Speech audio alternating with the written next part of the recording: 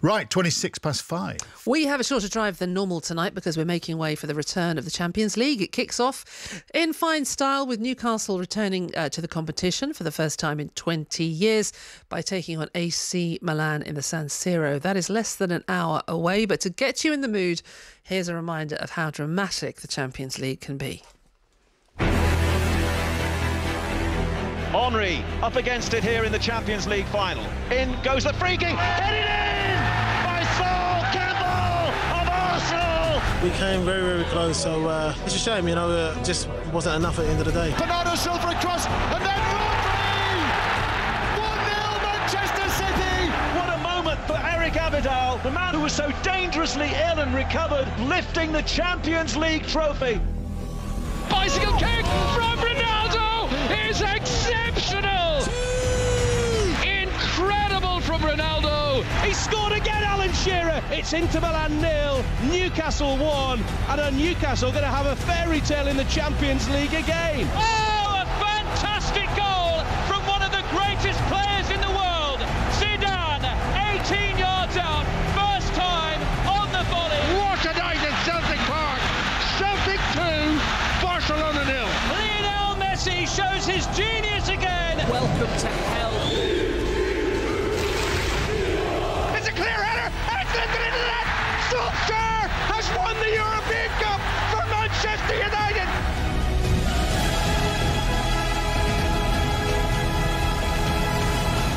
Très dramatique. Full match commentary on AC Milan against Newcastle United, followed by Manchester City against Red Star Belgrade here on 5 Live tonight, and coverage begins in just a few moments' time. Yeah, let's just have a very quick chat before we hand to Kelly Cates. Newcastle fan and content creator Kendall Rowan joins us. Kendall, hello.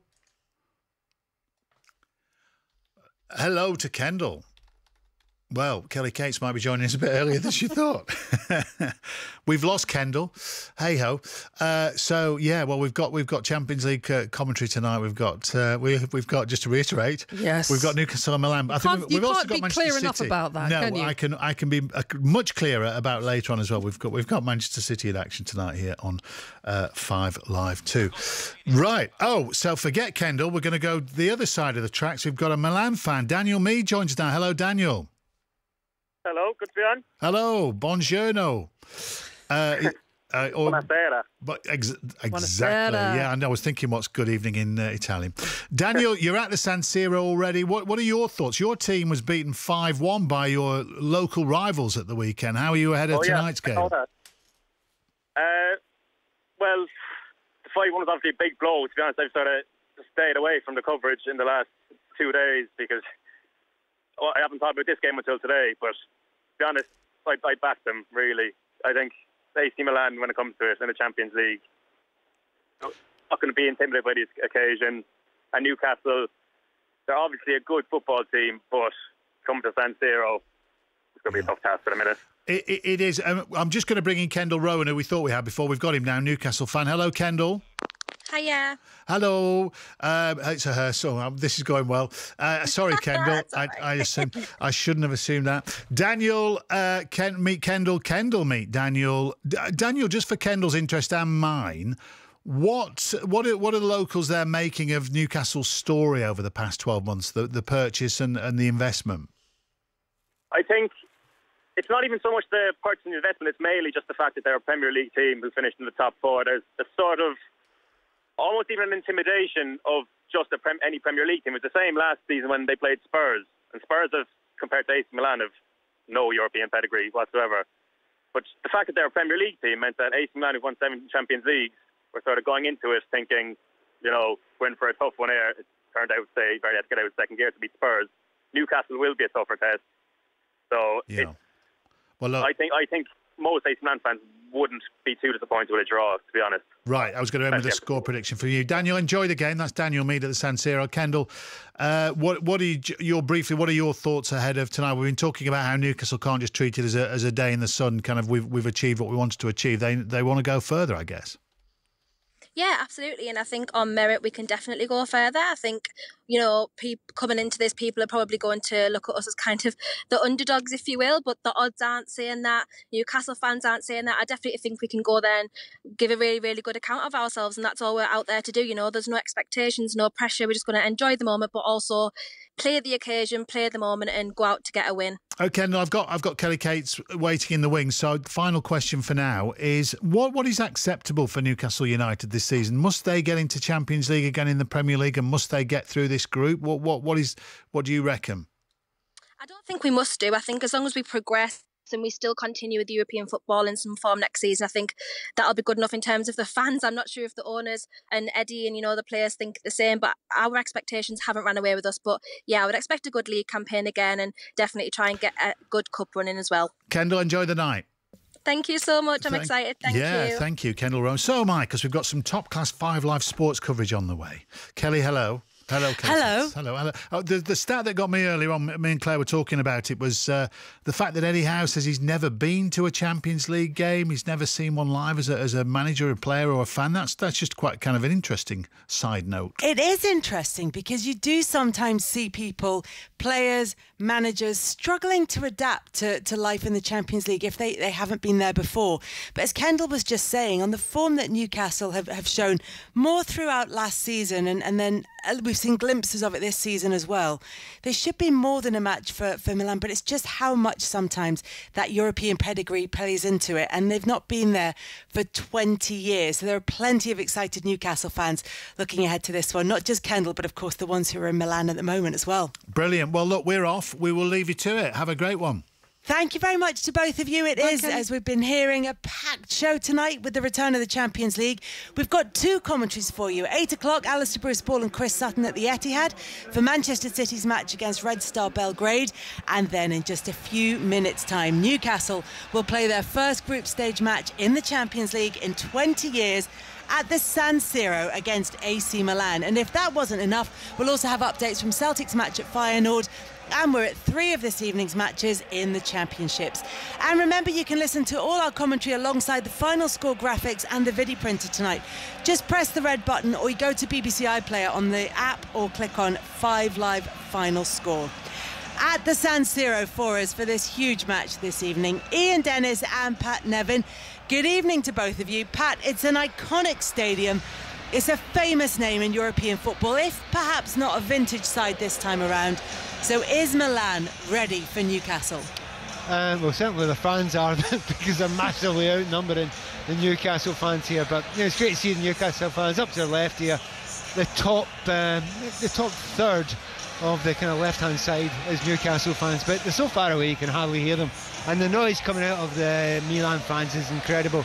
I got the memo, Deno didn't.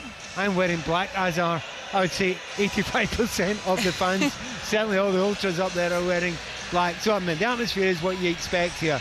But it can be quieting down, because, you know, we've been here before when it doesn't go well for them.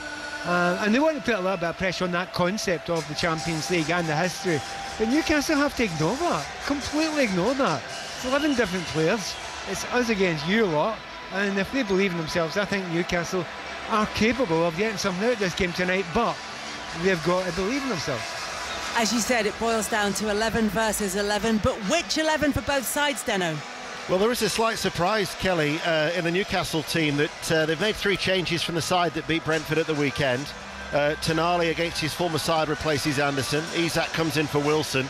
But many were anticipating it be Almiron to replace Harvey Barnes, but instead it's Jacob Murphy, who's only played 4 minutes of football, and that was on the opening day against Aston Villa as a substitute. So Pope is in goal, Trippier, Botman, Schär and Byrne, Longstaff, Tonali, Guimaraes, Murphy, Isak and Gordon. Likewise, Milan have made 3 changes. Pobega comes in for Reinders. Chukwueze starts instead of Pulisic. Tomori, who was suspended at the weekend, he was sent off against Roma earlier in the season. He replaces Kier in the heart of their defence. And Maignan is in goal. Calabria, Tomori, Chow and Hernandez. Loftus-Cheek, Krunic, Pobega in the midfield. Chukwueze, Leao and Giroud are the front 3. Pat, what do you make of the selection of Jacob Murphy? What does he bring that maybe Almiron wouldn't in this particular game? I think immediately I start looking at the opposition at that point in time. And Leao, who's the most dangerous player that they've got, is playing on that side. And Hernandez is the left fullback who does like to get forward a lot during the game. So you've got to think Murphy's just that little bit more, you know, likely to tackle back, like to cover the areas, like to cover in front of Leao, maybe more than Almiron would do, maybe even more than Barnes would do. But it doesn't mean that he will finish the game if he starts the game. So I think that's the thinking. Murphy, of course, a good enough player himself. There's nothing wrong with his abilities, but if you were looking at a team going forward and scoring goals and winning the game from the start, you probably would have chosen one of those other two. So I do think it's looking at the opposition and realising you've got to start and make sure you try and... I hesitate to say it as they're going to make a big noise again. Quieten the crowd if you possibly can. I think they can hear me, Kelly. I think they're not going to quieten down, certainly not before kick-off. It's only going to ramp up as we head towards kick-off, which is just 8 minutes away now. But that group of players that we've been talking about are the first to represent Newcastle in Europe's top club competition for 20 years. Here's their manager, Eddie Howe. Really looking forward to experiencing the stadium, the atmosphere, in a sense of managing in this environment. But I always think when the game kicks off, it's not in the forefront of your thoughts at all. What competition you're in, what ground you're in, it's the game and making sure we're competitive and we can execute our plan onto them, and we can be the best version of ourselves that we can be. So it's probably something you think about maybe before briefly and afterwards, but definitely not during. Is it true you've never attended a Champions League match? And I realise that come tomorrow you'll be in the zone and you'll be focused. But when you replaced Jimmy Quinn at the age of 31, how special will you feel when you hear that Champions League anthem to be managing in this elite competition? Yeah, no, I've never attended one. I've always been too busy working to take one in. But it's not something I've given any thought to. It's a game of football, and yeah, I think it'd be a proud moment for me. I think it'd be a proud moment for everyone connected with Newcastle to be back into the Champions League after a long period away. But it is a game of football, and I think that's just how we have to approach it. Yes, it's a special game, and we have to be at our best, and there's slight differences in terms of where we've travelled, but the game will be the same, but it will be a very difficult one. That was Ian Dennis asking Eddie Howe the questions there. Deno, really interesting comments, I think, from Eddie Howe on playing or managing in the Champions League for the first time, because yes, it does always just come down to being a game between the two sets of players, but you've covered enough of these games to know that Champions League matches have something different about them. Could that catch Newcastle by surprise?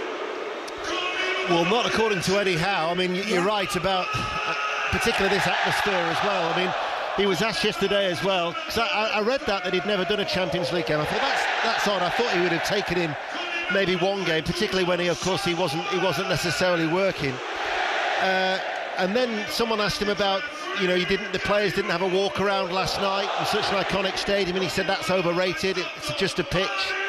And I thought that's an interesting take on it. He's trying to obviously play it down.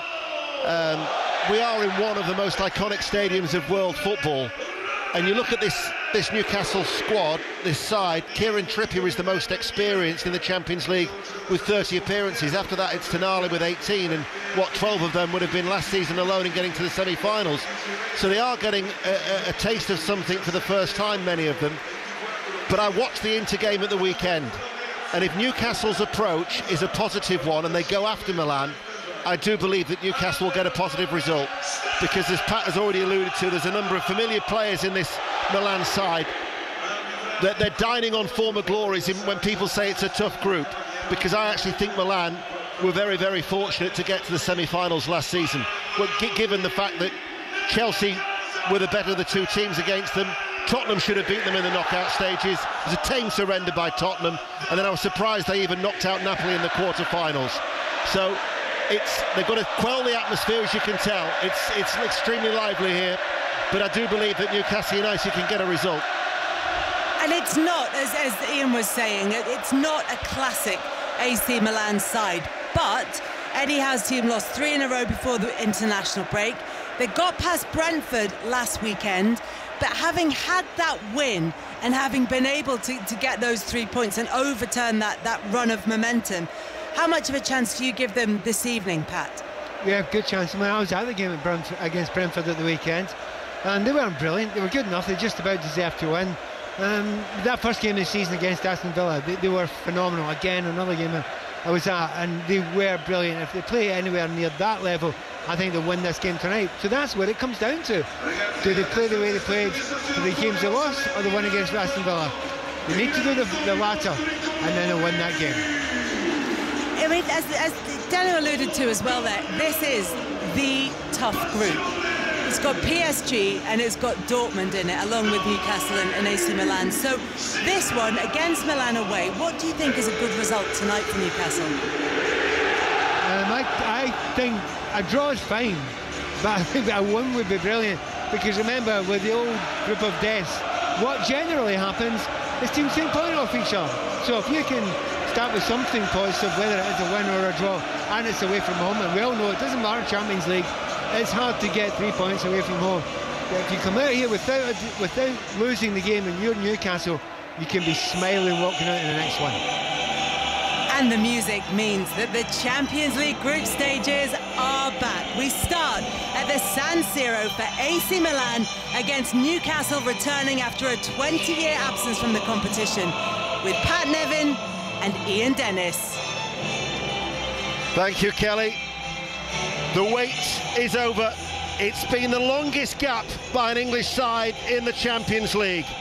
But after 20 years and 184 days, Newcastle United are back in the Champions League. There was the anthem, and here we are at this iconic stadium, Stadio San Siro, where the supporters have just formed a mosaic in the famous red, white and black, and now they're waving their little banners in the air in the two tiers away to our right, straight in front of us, which is the only two-tiered section of this stand. A little bit of a gap so we can see the clear blue skies above or underneath the red iron girders, and then all the way to our left. And then in that third tier, high up in the gods away towards our left-hand side, are the 7,000 Newcastle supporters. Many of them in the black and white striped shirts that have been travelling through the various airports to get here to Milan. Some of them are indeed bare-chested, as are indeed the Milan ultras away towards our right, because it is extremely hot evening here in Milan. After the storms of yesterday, it's been about 26 degrees today. The sun is still shining, and it is a lively atmosphere to match the hot conditions, Pat Nevin. Yeah, each time you come here, you think, will this be the last time? Because there are always those stories about they're going to close it down and make a new stadium elsewhere. But it still looks great every single last time, and there's been a few of them. Not just the numbers, the way that the stands are such a fantastic, perfect football atmosphere. The blacks and the red one side, and as you described, the pale pink of the Newcastle fans up to our left. Well, the two teams are going to be gathering outside the centre circle. There will be a moment of silence here in San Siro, as will be the case throughout the rest of the games in the Champions League, for the tragedies in North Africa, the floods in Libya, the earthquake in Morocco, and in fact on the big screen on the far side, the banner reads, "We are together with you, Morocco and Libya." So Newcastle United's players stand to the left of the centre circle, Milan in the red and black to the right, as now we have a period of silence.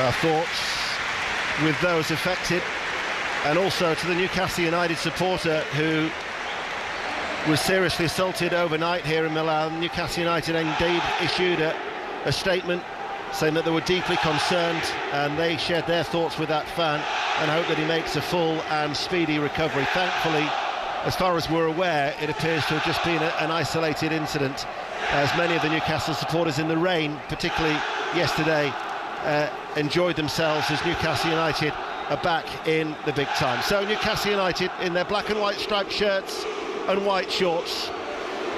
Destination Wembley, the Champions League back on 5 Live. Munich tomorrow, later in Manchester, but right now we are live in Milan and we're underway with Newcastle United playing from left to right as we look against Milan, the Rossoneri in the red and black striped shirts and the black shorts. So Newcastle are attacking from left to right as we look.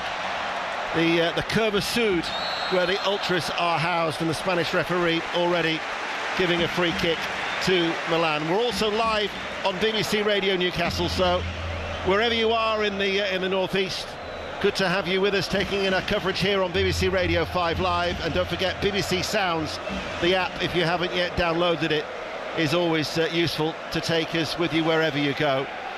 But Newcastle United have an opportunity in many ways to lay down a marker, and this is the starting 11. Pope in goal, Trippier, Botman, Schär and Byrne, Longstaff, Tonali and Guimaraes, Murphy, Isak and Gordon, the starting 11. And for Milan, Mike Maignan in goal, Calabria, Tomori, Chow and Hernandez, the back four, Loftus-Cheek, Krunic, Pobega, Chukwueze, Giroud and Leao. So certainly the introduction of Chukwueze on the right, combined with Leao on the left, will give them a little bit of cut and thrust, Pat Nevin. Yeah, definitely want to use the pace of Milan just now. And they know themselves, there's a bit of pressure on them already. It's a home game. You're expected to start off with 3 points if you're going to get through the group. One thing that really jumps out at you, yes, it's Newcastle, but don't a half look like Juventus down there, where they've got the white shorts and the white socks and the unusual numbers. Obviously John Murray was going on about this at the weekend. You know, at home there's the black and white stripes, you can't pick out the red. Yes. Well, you can pick out these. I bet you're delighted with that, Ian. I certainly am. Well, in fact, in Italy, they make sure that there is a block on the back of the numbers, and Juventus certainly, you think back to the side of the 80s, would always have the block on the back of the black and white striped shirts, and it's a UEFA edict. And I actually wish that the Premier League would take note as well, because there are a number of clubs that don't do it. And for supporters and the media alike, and for scouts, I know it's a real problem to identify the back of those numbers. So it's good to see as Pope clears away downfield, and then coming back from an offside position is Isak. Of the 3 changes that Eddie Howe made, the Murphy one instead of Almiron is the most eye-catching. Yeah, we were talking to Kelly Cates beforehand about it, and the fact that, you know, I think he's come in and just a little bit of, you know, sense going back in the kind of wing-back area, the midfield area, give a little bit of cover. You know that there's real quality going forward with Leao, but Theo Hernandez gets forward time and time again as well. So Murphy there with his legs to cover that area is probably the most obvious. Apart from the fact that Tonali, it would have been devastating for him not to turn up and start in this game tonight. They got a lovely ovation from the Milan supporters in the warm-up as Leao is being tackled by Sean Longstaff. The ball's going to break back to Chow, to Chukwueze now, who's coming forward, making his first start for Milan, the Nigerian international. Now the ball is switched over towards Theo Hernandez. He'll get forward as much as he can on this left-hand side. He'll combine with Leao as the two, and Leao's going to shoot, and it bounces into the ground, and it's saved by Pope. And Leipzig are leading Young Boys by a 1-0. That's in Manchester City's Group G. It's another of the early kickoffs. Young Boys 0, Leipzig 1 is a latest score. We will be at the Etihad a little later on for Manchester City against Red Star Belgrade.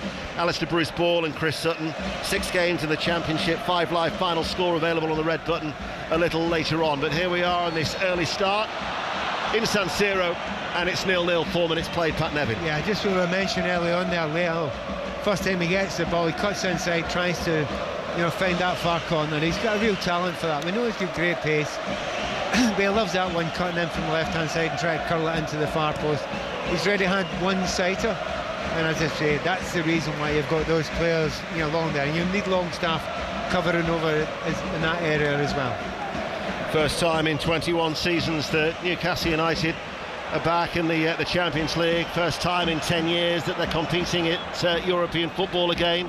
Trippier, the most experienced when it comes to Champions League football, plays the ball into Isak. Nice turn, side onto goal outside the D. Gordon, 6 yards outside the penalty area, forced infield. Trippier gets forward, right corner of the area. Trippier sends in a good ball. Tomori forced to head it away. Drops. Pabega's head is going to run on a side angle, and it goes out for a Newcastle throw. I love the way Trippier started this game. Every time he gets a chance, he wants to get forward. He's saying to Leal, "You going to come with me? Yeah, you're going to go and attack me a few times. I'm not going to sit and wait for you." And he constantly gets forward.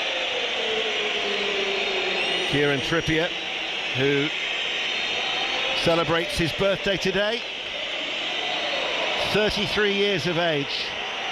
Wished him a happy birthday when we bumped into each other at Hampden last week, as Tonali, against his former clubs, makes the surging run, gets the cut back as well from that left-hand side, but it had gone out of play, and it will be a goal kick.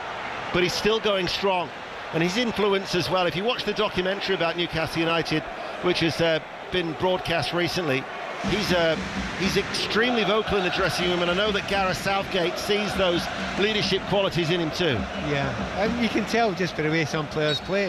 You know, and he knows that he's up against, well, I was going to say the danger man. You know, Olivier Giroud is the guy who's scoring most of the goals, but most of his goals so far this season have been penalty kicks from Olivier Giroud, but you still have to score them. But yeah, certainly Leal. If Trippier can A, keep them quiet, and B, run off him, because Leal's not great at chasing back. That's a real one area of his game that either he doesn't want to do or has been told not to do, and Trippier knows that. Maignan, all in green away to our right, plays it out to this near side. Hernandez will make a diagonal run, and he runs away from Isak, and he runs away from Murphy, and then to the left of the centre circle he lays it out towards Leao, and Hernandez has bombed on ahead of Leao. This is where they are a danger. Longstaff comes across, Spanish referee gives a free kick, but he's not going to take any action against Sean Longstaff, but it will be a free kick to the home side, and it's 0-0. Has anyone told Hernandez where he's playing? He's supposed to be left back. It's going to take him 4 players on in the centre of midfield there, then hammering one in an underlap, ending up in the outside left position. No lack of energy from Hernandez. Chukwueze, I mean, they've invested that money. The recruitment's actually been quite good from Milan. That up Tonali, that obviously went to Newcastle United, most expensive Italian footballer after that move from Milan.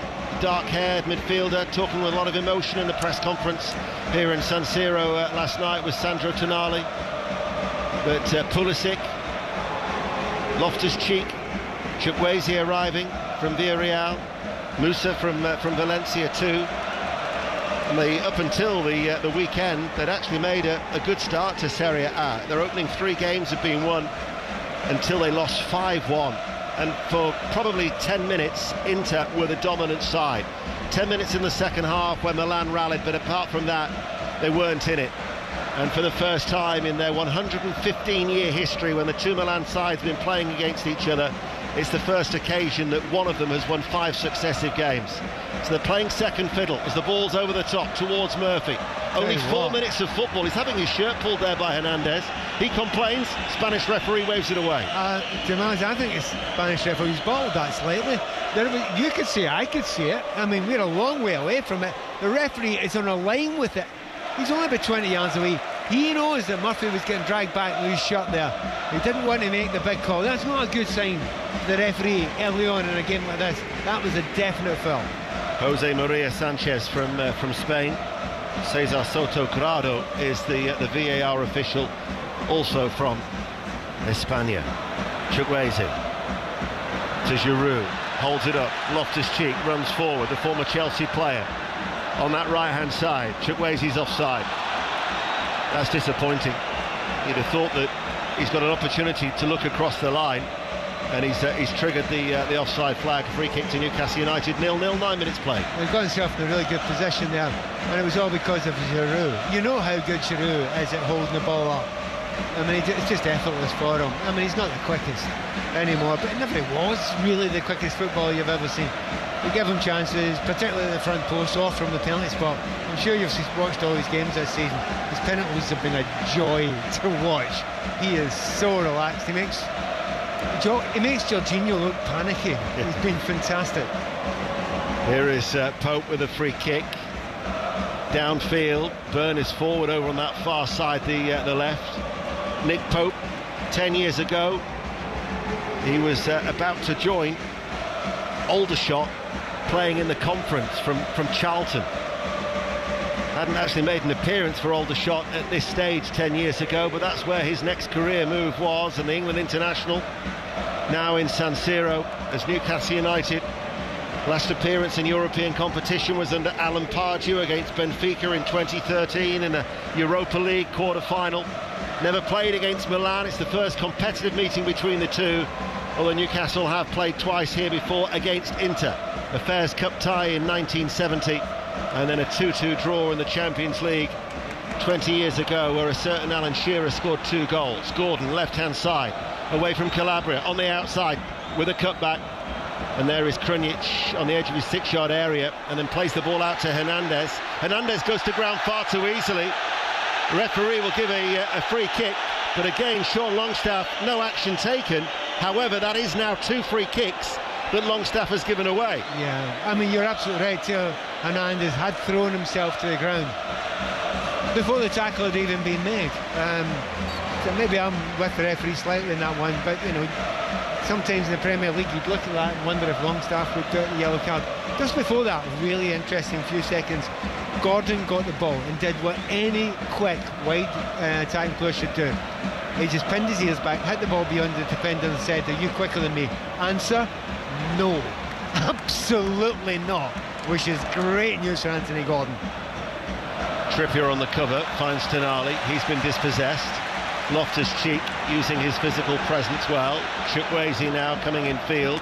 Interception though from Longstaff. He looked for Pobega, who's been brought into the Milan side to offer a little bit more physicality in the Milan midfield, and in fact he uses that there, and he fouls Murphy, who has a little tumble, almost rolls into the bald-headed Stefano Pioli, the Milan coach, and it'll be a Newcastle free kick. And we've been playing for 12 minutes on 5 Live, BBC Sounds and Radio Newcastle, and it remains 0-0. Pat Nevin. It's just a little bit of shame there from Murphy. He gets the ball and not one single teammate made a run for him.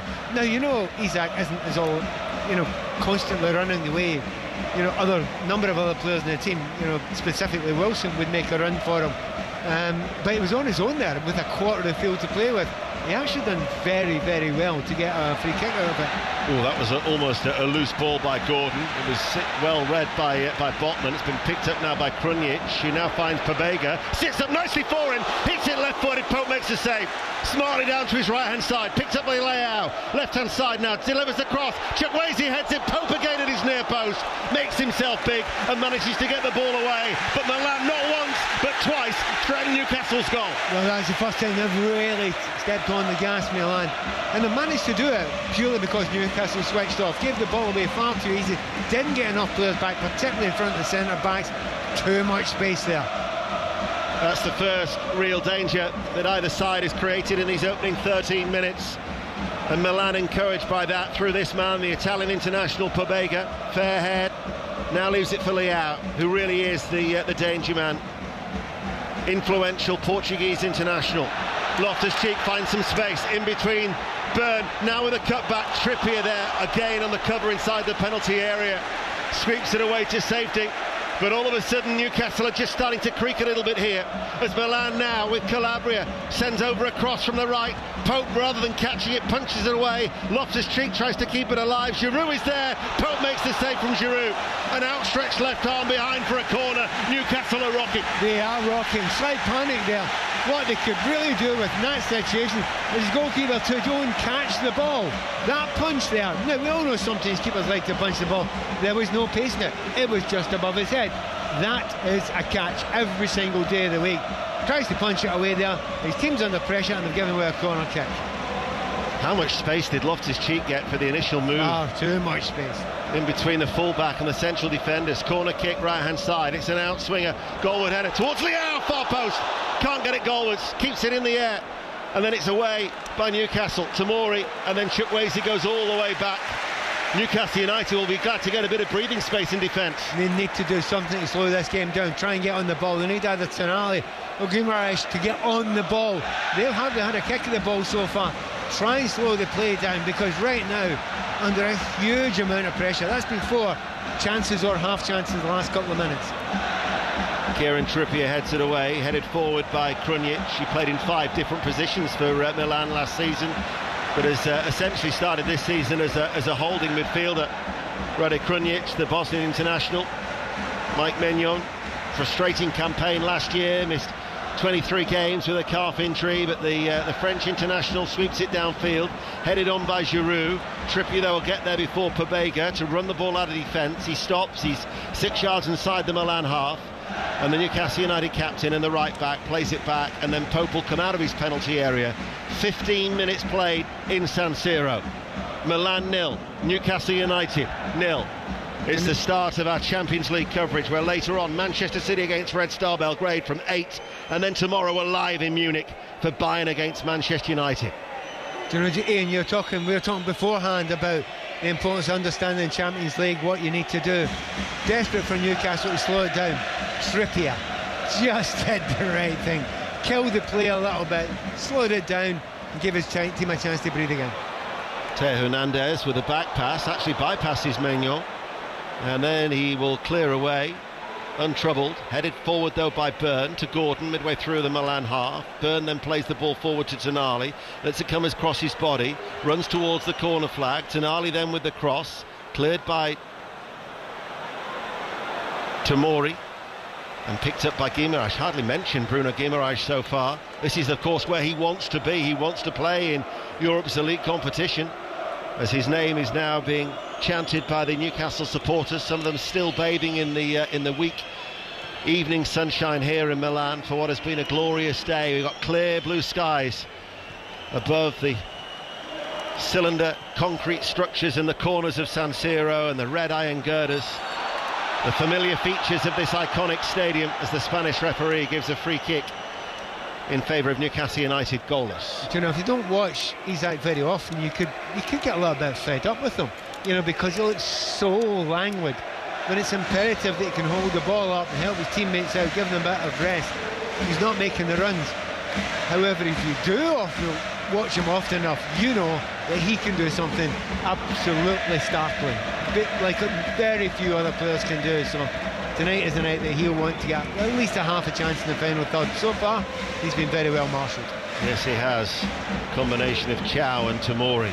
Here is, though, Isak linking up with Tonali. Now Guimaraes, ball inside toward Longstaff. Pobega will put him under a little bit of pressure. Byrne at left back, little flick by Gordon, doesn't quite come off. Tonali was ahead of him, instead it goes out of play for a Milan throw. He spoke about how difficult it has been for the start of his Newcastle career last night, Sandro Tonali. He said that how he'd been feeling a little bit lost. He had to try and find himself. He talked how Eddie Howe, both personally and professionally, and the Newcastle staff have helped him to adjust. He also revealed that his dad is a big Milan supporter, as here is Chukwueze coming forward, and Chukwueze delivers the cross, queuing up. Trippier again, well positioned, heads it away. Krunic tipped over by Pope. That must have moved in the air, because Pope seems to have lost it, and he's just spooned it behind. You're absolutely right, he must have done. He wasn't that confident, he went up for it, but get two big hands behind it. Doesn't matter where he goes in that situation, it's not about catching it, it's just about keeping it out. But just again, moments before that, ball to the back post, 2-on-1 on Trippier. But Trippier knew where to go, and he got his head to it. They're overlapping the left-hand side, they're doing it the right-hand side as well. There's just far too many openings in that Newcastle defensive line so far for any comfort. Krunic is going to take the corner kick for Milan. It's still 0-0 on BBC Radio 5 Live and BBC Sounds. In it comes now. Free header from Teo Hernandez down into the ground. I think it struck the goalkeeper and then just goes straight over the crossbar. Hernandez can't believe he hasn't scored. Do you know what? I've got a slightly better view of it from you. It is a brilliant save. And there's a bunch of players in front of him, but the keeper throws out almost a punch. He's kneeling, but he punches to his left-hand side and manages to get the ball over the crossbar. That's actually an exceptional save. What's that, 4, 5 saves that Pope has already made? Another corner kick for Milan, still goalless. And it comes on this near side, and on this occasion Loftus-Cheek heads it wide. Goal kick. They're saying they're appealing for a corner, but it's a goal kick that has been awarded. Should say as well, the last match that Newcastle played against Italian opposition It was away from home was Palermo. It was the 06-07 UEFA Cup campaign, and I was there in Sicily that night. Tim Krul made his debut. He was the 4th choice goalkeeper. Glenn Roeder gave him his debut at 18 years of age. He played an absolute blinder, so much so that he was given a standing ovation in the dressing room for his heroics. And already tonight we've seen Nick Pope pull off a number of fine saves. On that occasion, incidentally, Glenn Roeder was protecting Steve Harper, and we wish Steve all the best as he recovers from a brain hemorrhage, if you're listening, Harps. Here's Loftus-Cheek, drives over, strong run forward to the edge of the penalty area. But Milan are the team showing the greater threat. 20 minutes played 0-0. Yeah, without trying to be cheeky. Is that guy Loftus-Cheek in any way related to the Ruben who played for Chelsea? Because he's got the ball in midfield there, he's turned, and he did what he didn't do at Chelsea, which is hammer forward and then lash a ball from 20 yards. They always looked a little bit tentative when he went into the final third. You know his goal scoring ratio was awful for Chelsea. Now look at him here, he's getting the ball and his first thought, he's had a header on goal, and he's just had a shot there that's powered over the top. So he looks like a player who looks freed by moving from West London. 15 goals in 155 appearances for Chelsea. Of course, he did have loan spells at Crystal Palace and Fulham. I know Roy Hodgson was a big fan of his when he was at Selhurst Park. A lot of those goals were in one season. There was 8, I think, in one season. In the recent years, haven't been good at all. Gordon to Isak, tied it up by Tomori. But £16 million Milan signed Loftus-Cheek. And Roy, if you're listening to 5 Live, good news that you're going to be back in the dugout at the weekend. I know sometimes he does listen to BBC Radio 5 Live after missing the game at the weekend. But Roy will be back in the dugout this weekend. Incidentally, 7 of the 10 games in the Premier League this weekend will be live on 5 Live, either 5 Live Sports Extra or indeed online. And that on Sunday, 5 matches. We'll have all of them for you, including Arsenal-Tottenham at 2 on BBC Radio 5 Live. So that's something to look forward to this weekend. But this is the Champions League, where this week we're bringing you 3 games, starting off with this one in San Siro as we approach the midway point of the first half, and it's 0-0. But the greater chances have been created by the home side, who Stefano Pioli will be pleased how they've responded after that 5-1 mauling against Inter. Yeah, 2 ways it can go. You can get angry and can react, and it can lift you, but also it can have a little bit of a dig at your confidence. Certainly they've made those couple of changes, and that sometimes helps the team as well. They feel as if there's a weakness in 1 or 2 areas. And remember the other part of it. Some of the players, Pulisic on the bench tonight, he did a great start for Milan this season, hadn't he? He played really well, he scored quite a few goals, but it hadn't worked for him at the weekend. You know what? See that game? It's the last thing in their players' mind just now. They've got Champions League in their mind. Newcastle United are yet to create anything so far in this game. Milan have had 8 attempts. Pope has made a number of fine saves as Trippier heads it forward to Longstaff midway through the Milan half. Looks to get away from Pobega. Round the corner, Murphy to Isak, being challenged by Tomori. Tries to give him the slip, but Tomori sticks to his task well. Isak lays it back, and it's switched by Botman to Byrne, far side the left. Gordon gives the ball away. Loftus-Cheek picks it up. Loftus-Cheek tries to go on the outside of Tonali, and Tonali just shrugs him off with a little push, and that was spotted. It'll be a free kick to Milan. They've done a fantastic job on Gordon. You know, his first run, when he got the ball early on against Calabria, you just thought, oh, he's got him for pace. Problem is, you can't do someone for pace when you ain't got the ball, and they've managed him really well. They've also managed Isak really well. Tomori's done some job. Here is Pobega, the Italian international, inside now to Leao. Forward of the centre circle is Krunic. Newcastle have got everybody back by Isak. And now it's with Chow. Krunic, not fazed by the presence of either Isak or Guimaraes, goes all the way back to Mignon. Little touch there off his left foot, then clears it right-footed downfield over the head of Sven Botman. In fact, when Newcastle signed him from Lille for £32 million, there was a lot of admirers from Milan. They were interested in signing him as well, but the Dutch international opted for St James's Park as he approaches 50 games for the club. This is game 49 as Guimaraes under pressure from Loftus-Cheek. Back then to the player we've just been talking about, the Newcastle number 4. And now it's with Byrne on that far side. Guimaraes comes short to collect. Newcastle go back. Giroud, not a bad scoring record actually during his time for Arsenal and Chelsea against the Black and Whites of Newcastle. Eddie Howe though applauds that Newcastle have beaten the press as the ball is played to Trippier. Can come forward on this near side the right. Isak able to turn on the halfway line. Isak now runs forward, finds Murphy right corner of the area, tries to deliver the first time cross, but that was blocked by a sliding and a very alert Tomori. Yeah, and it's come back off Murphy. Murphy and gone for a goal kick there, but one of the better moves. Certainly when Newcastle have looked quite good, it's generally been when Trippier's got the ball and he's played it through. You're talking about Guimaraes there, and I've been at most of Newcastle games this season, and each time afterwards I talk to Newcastle fans and they say, oh, he didn't get enough of the ball, oh, he was being closed down a little bit by 2 men. To be honest, he's just been quiet this season in comparison to, you know, what he's done previously, and also I'd say on top of that, the ability that he's got. Ball played forward early by Longstaff. It looked for the diagonal run of Gordon to the edge of the area. Calabria, though, the right back, was tucked in on the edge of the area. He came across from that far side and spotted the danger very, very quickly. Here on the Newcastle right, playing from left to right, 0-0. Diagonal ball from Murphy, looking for the run of Longstaff into the inside right channel of the penalty area, and there was Maignan. Now Maignan's berating somebody for not picking up the run of Longstaff. I think they were all over it. I think the 2 central defenders knew exactly what they were doing because they had the angles covered, and if the ball was played beyond them, it was going to go through to Maignan. They go back to that midfield. Tonali, Guimaraes, they look perfect. They look as if they should be brothers in arms and working together in the duo, and it almost looks like they're not playing against each other, but certainly not together, as if both would like to be playing roughly the same position and in the same style. They really have to work together that a little bit more. Pobega hits the early ball forward. Chukwueze has come into a central area. Longstaff, though, kicks the ball against him. Chukwueze tries to head it down, but Longstaff with a header to Trippier. It's played back towards Longstaff midway through his own half. That was a push by Pobega, not given, spotted by the referee. Milan now have it with Loftus-Cheek, 30 yards out from goal. Krunic just behind him, now coming forward. Short diagonal ball towards Hernandez.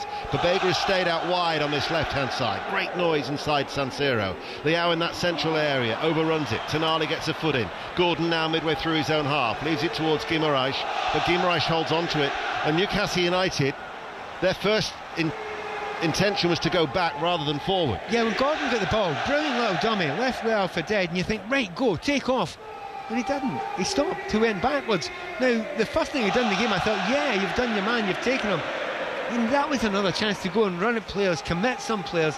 He didn't do it, and that's really been part of Newcastle's problem, is it? You can't just sit back and hope that it's going to happen. You've got to make it happen a few times as well, and so far, they've not done enough of that. Having said that, we're nearly half an hour gone. It's 0-0, and most teams would take that here. That's the voice, the familiar voice of Pat Nevin on BBC Radio 5 Live. Radio Newcastle are also taking our coverage here this evening from San Siro, where they still have the clear blue skies, as Maignan with the goal kick, headed infield by Leao, only as far as Trippier, turns away, and then he was fouled by Giroud. And Giroud puts the thumbs up, acknowledges that to the Spanish referee, and it will be a free kick. In fact, Trippier has now gone and sat down, so he's clearly feeling the effects of that challenge from Giroud. That's the last thing that Newcastle United would want, for their captain to have picked up a knock here through that challenge from Giroud, as Eddie Howe's just having a word with Guimaraes.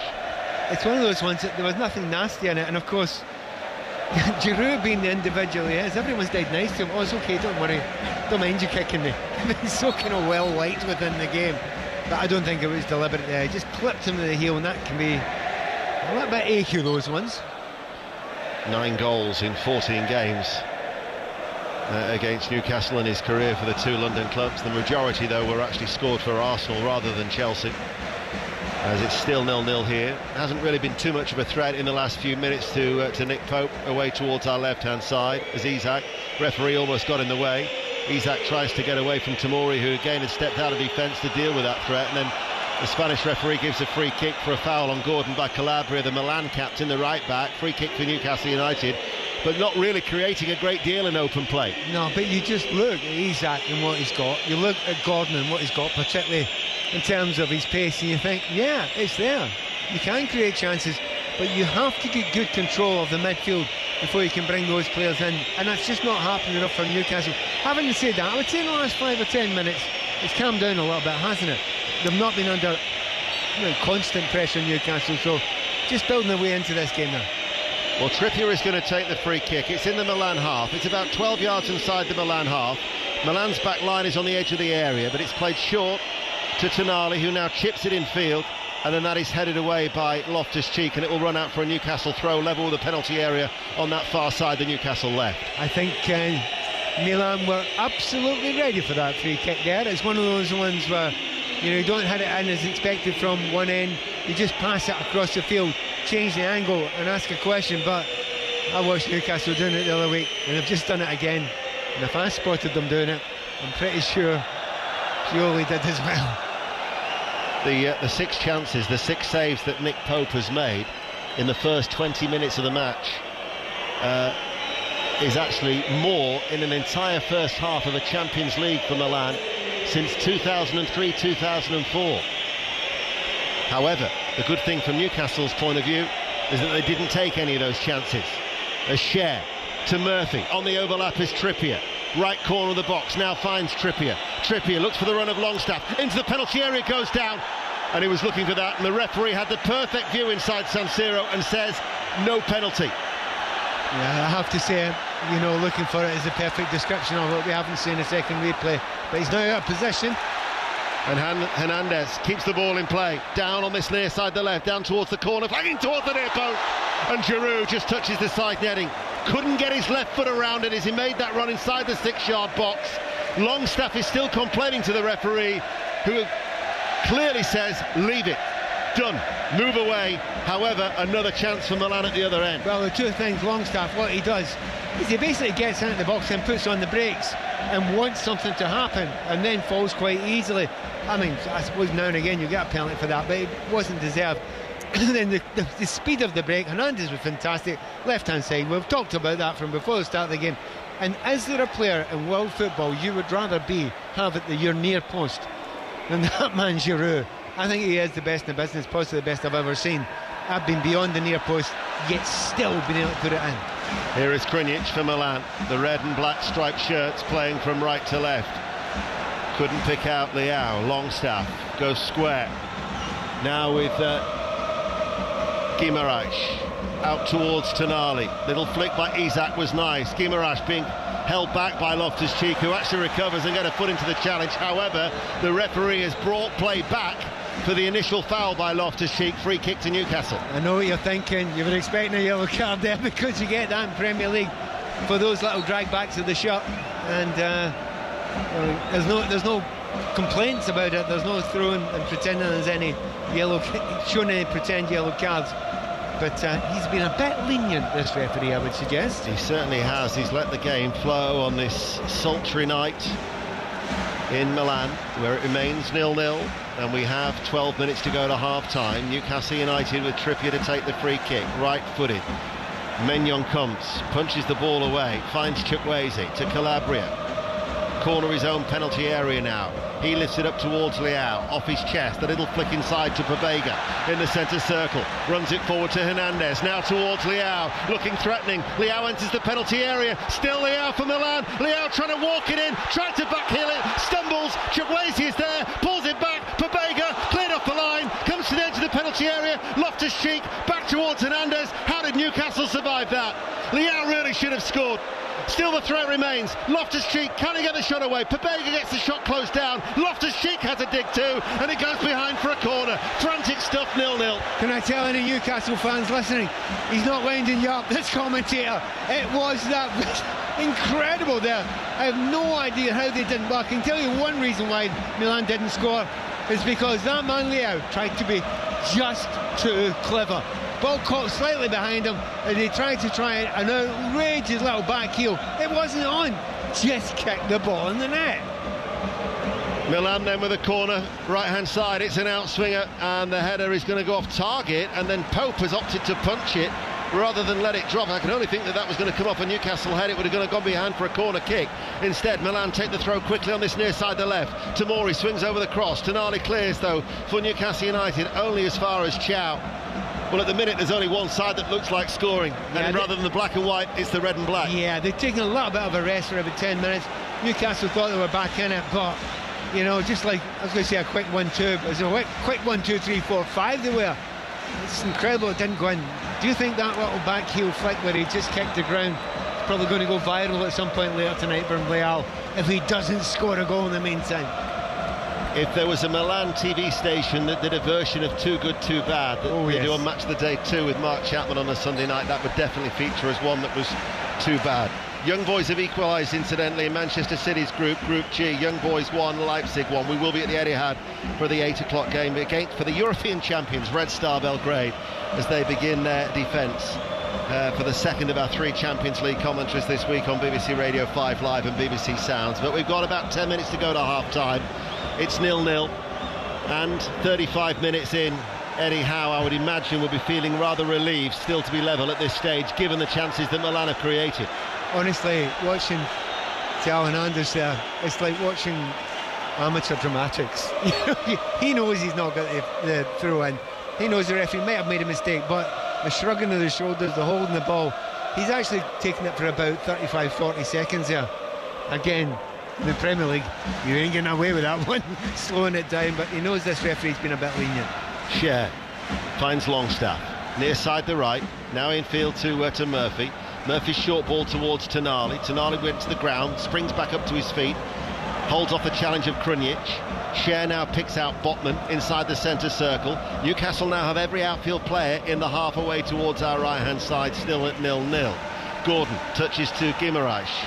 Loftus-Cheek is all over Guimaraes like a rash, and the referee actually will give that free kick. Yeah, but do you know, I think Milan will love that. The fact he's been so close to Guimaraes has given them no space at all.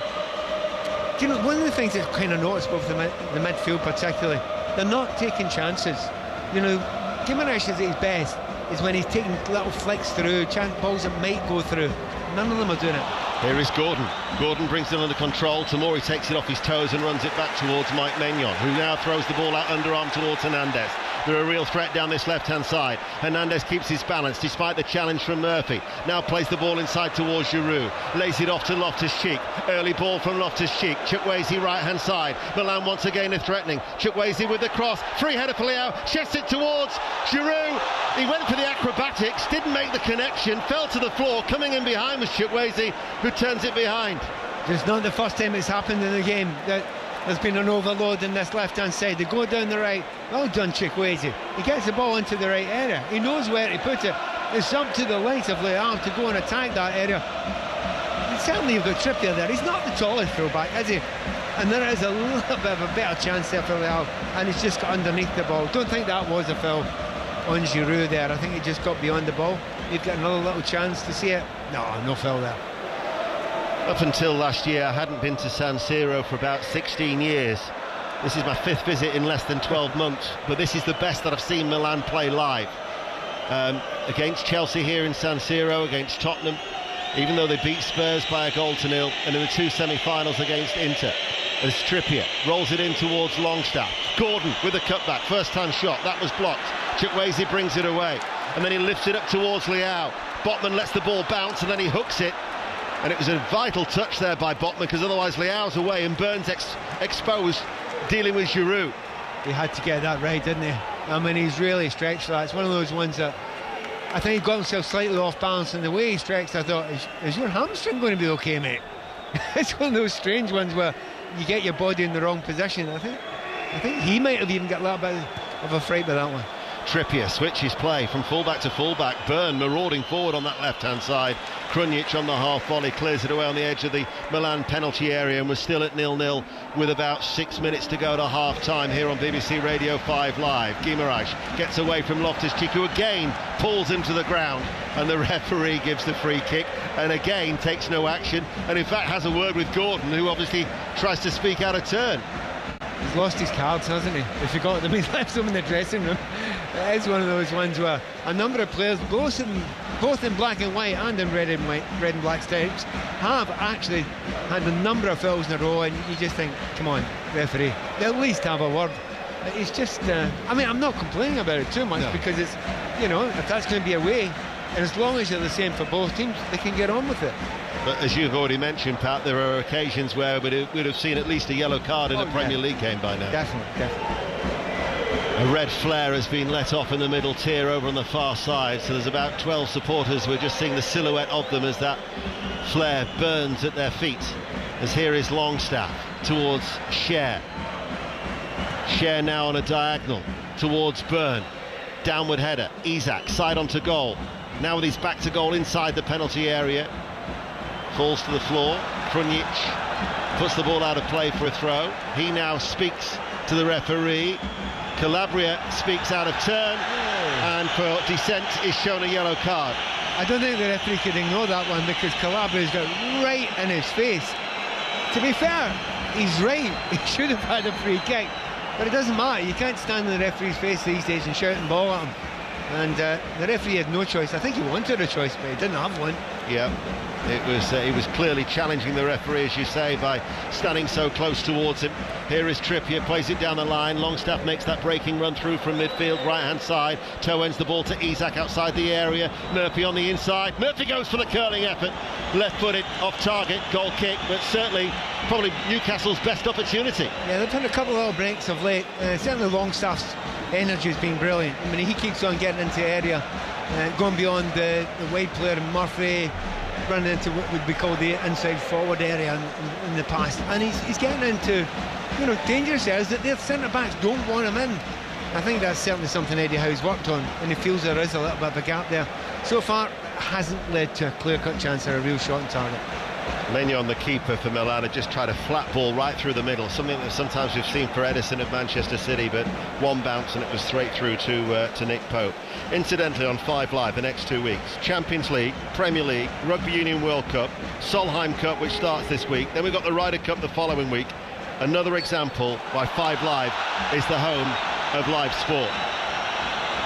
We've got about 3 and a bit minutes remaining of this first half, and the referee wants the free kick for Newcastle taken back because the ball was moving 0-0. I think there might even be an England v Scotland women's game coming up.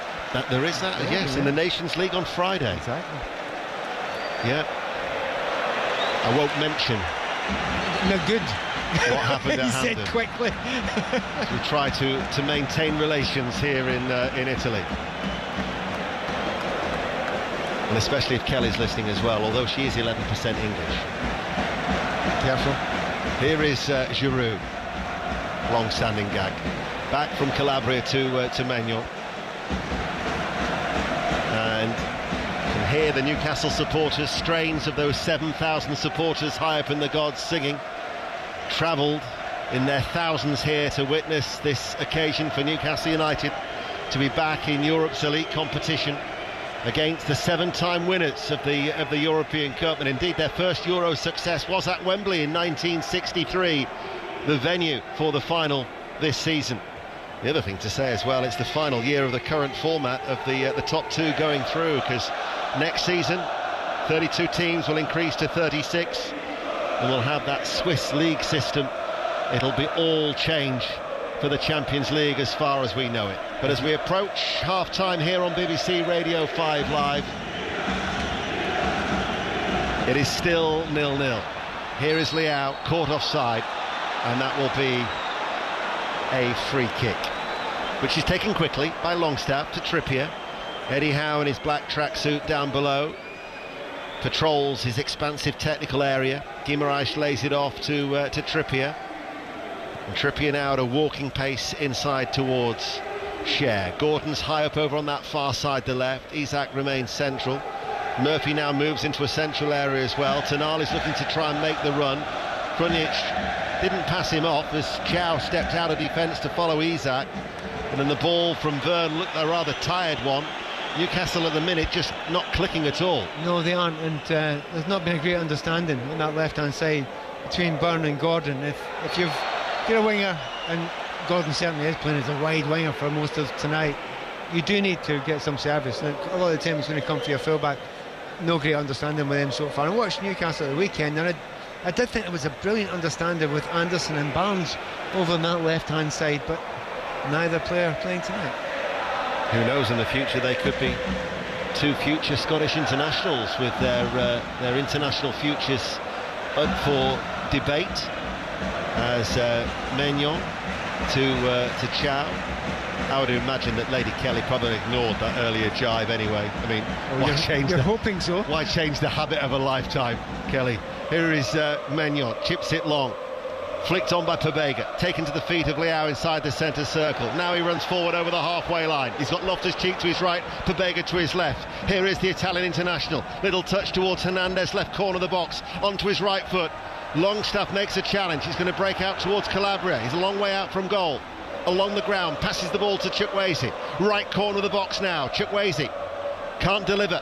He's got to try and get past Gordon. Tries to run him. And then coming back there was Byrne, who clears it out of play for a throw. And we are about to find out how much added on time there will be. And in fact, the answer is 0. There is no additional minute, because there is indeed the half-time whistle. A half that Milan has certainly had the better of the opportunities. And Nick Pope has come to Newcastle's rescue on a number of occasions. It has, and if you look at the entire 5 minutes, you would say the vast percentage of it has been good play by Milan. They've created chances, they've got into good positions.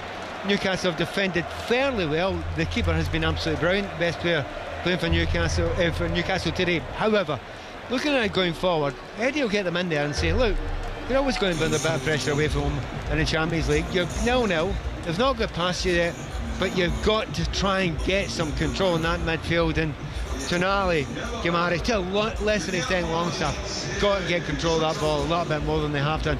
I suspect a little change at half-time, a wee bit more energy. Maybe Wilson for Isak up front, that he might hold up the ball a bit, but we'll see what Eddie Howe thinks. So, half-time in Stadio San Siro, it's AC Milan 0, Newcastle United 0.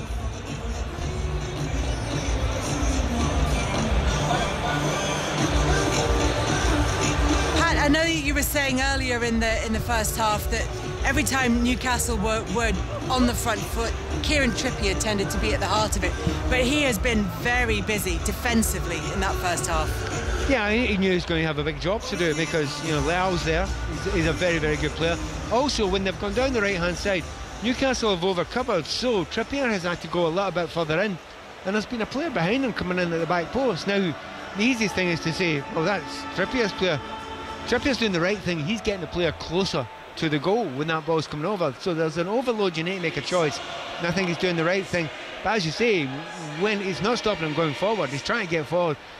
But he is looking the most dangerous. But as the half's going on, I have to be honest with you, Kelly, he's get less and less likely to get forward, because quite simply Newcastle haven't got enough of the ball in that area, and they haven't controlled enough of the midfield.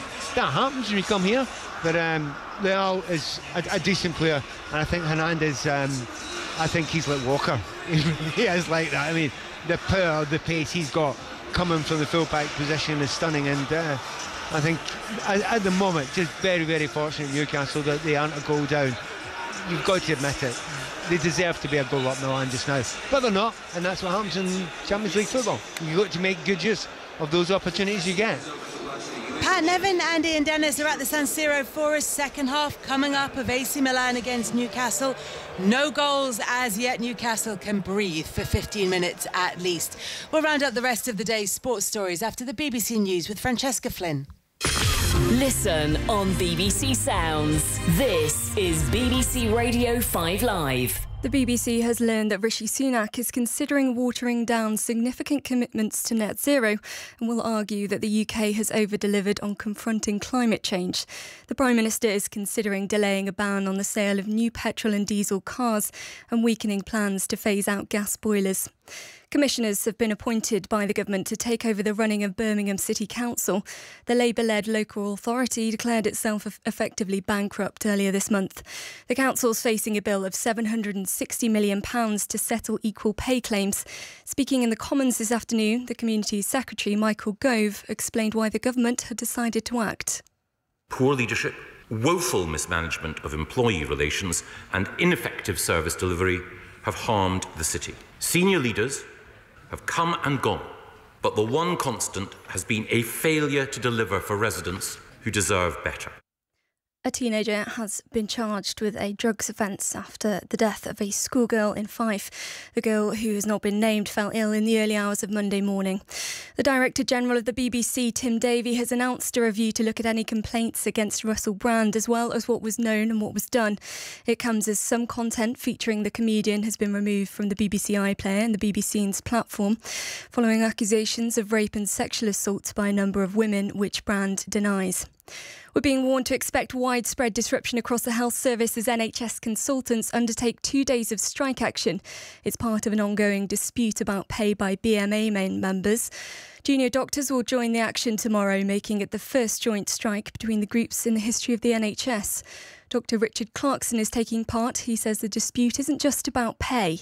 We have got to use this moment to really get the message across that we are hemorrhaging talent overseas. We are in a situation where the brightest and the best in schools aren't going to go into medicine. We want the brightest and the best to be treating our families in the NHS. And a woman from Bristol has been named as the Great British Bake Off's first deaf contestant. Tasha Stones will be one of 12 people competing on the Channel 4 show when it returns this month. She'll be accompanied by a British Sign Language interpreter.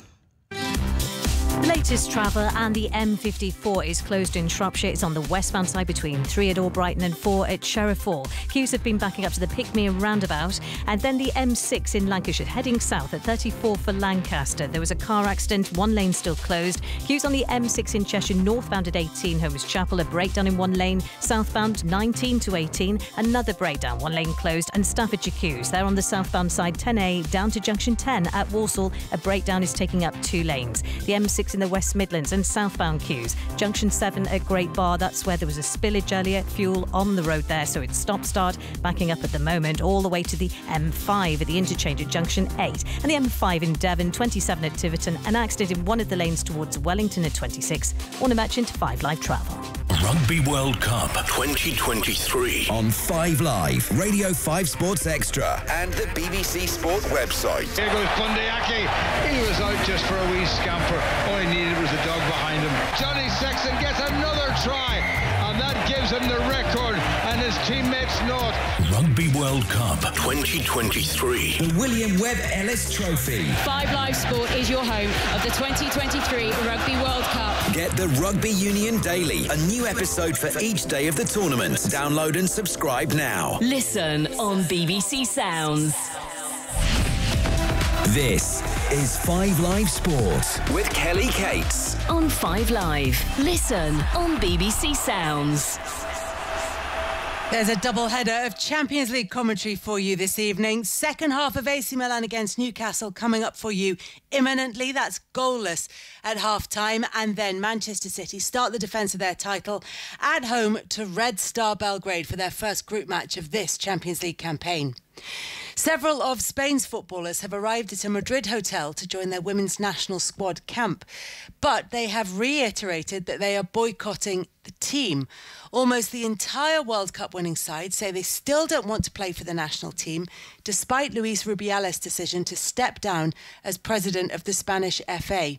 We can bring in Spanish football journalist Alex Ilbaceta now. Alex, the image of those players walking into the camp looking almost chastened is not a good look for the Spanish Federation, who've been under so much pressure in the wake of Rubiales' behaviour. Yeah, I think they've made it clear that they don't want to be there. They're basically being forced to be there against their will, obviously, because the Federation is threatening with legal sanctions against them if they don't show up.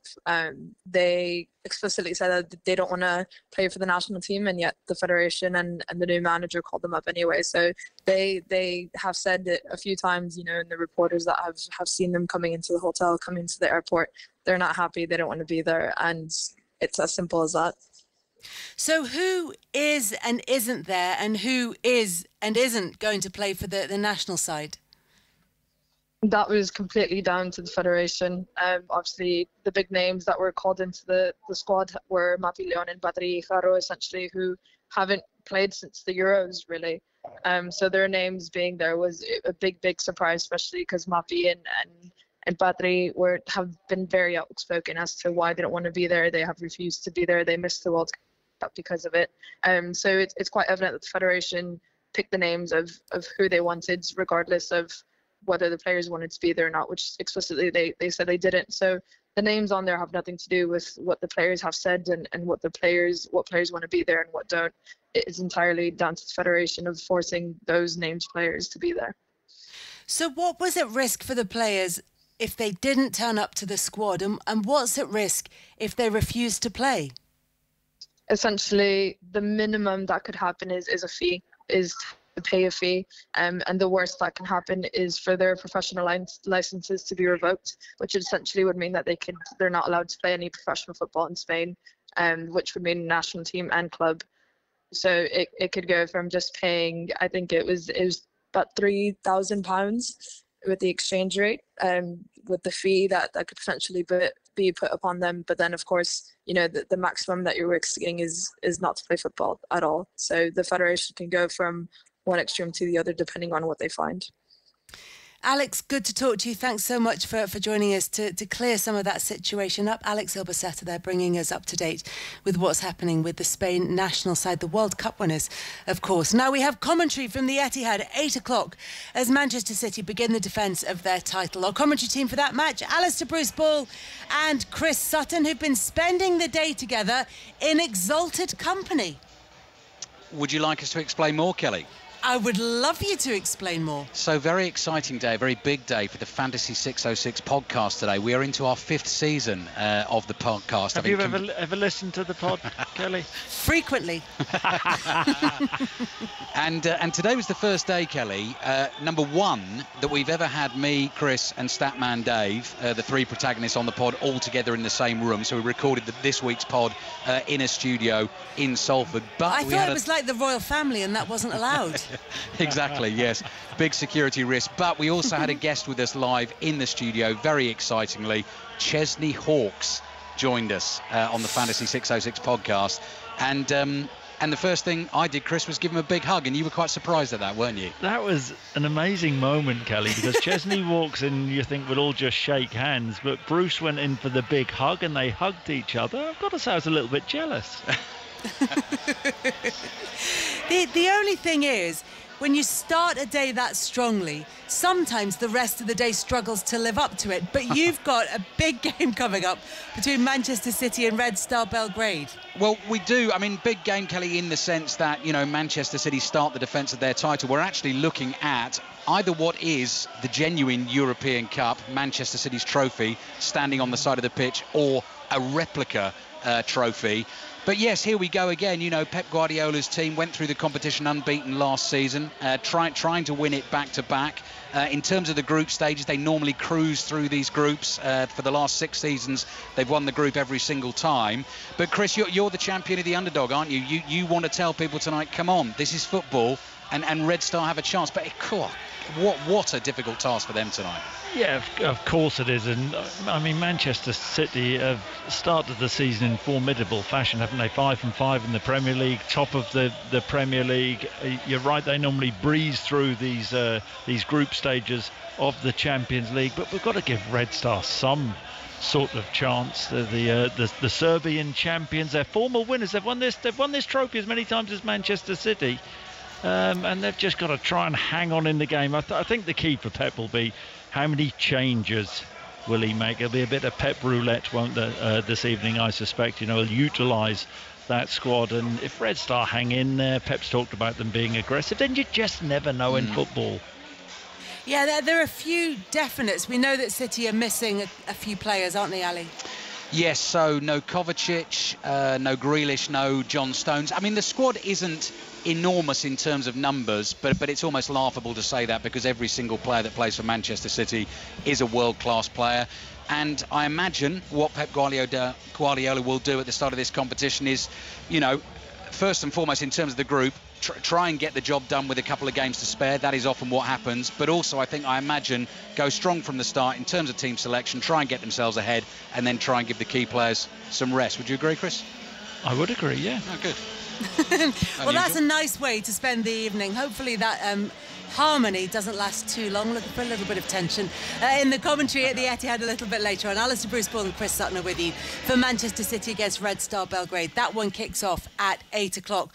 We will also have updates from Celtic's game at Feyenoord and from 3 of this evening's Championship matches. And then Wednesday night is live commentary of Manchester United's match at Bayern Munich.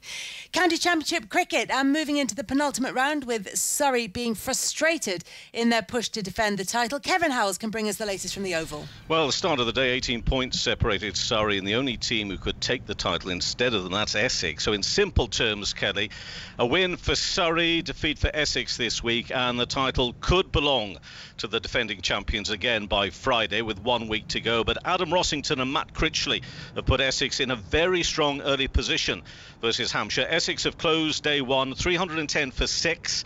Rossington an attacking 104, a partnership for the 6th wicket of 177 with Critchley, who's not out on 83. So it keeps the pressure upon Surrey despite that big gap. Surrey, as you say, frustrated both by the weather and the Indian batter Karun Nair of Northants, 51 not out. Northants closed at 171 for 6. Quick look at the bottom because Northants are all but relegated. Kent also in a relegation spot and fighting the drop.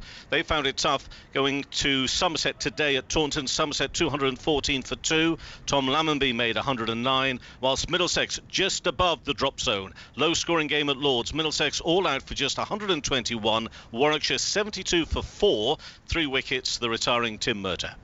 Kevin, thank you very much for that. Great Britain have been drawn to play Novak Djokovic's Serbia in the quarterfinals of the Davis Cup in Malaga. The knockout stage of the competition, last won by Great Britain in 2015, will be played by the 21st and 26th of November.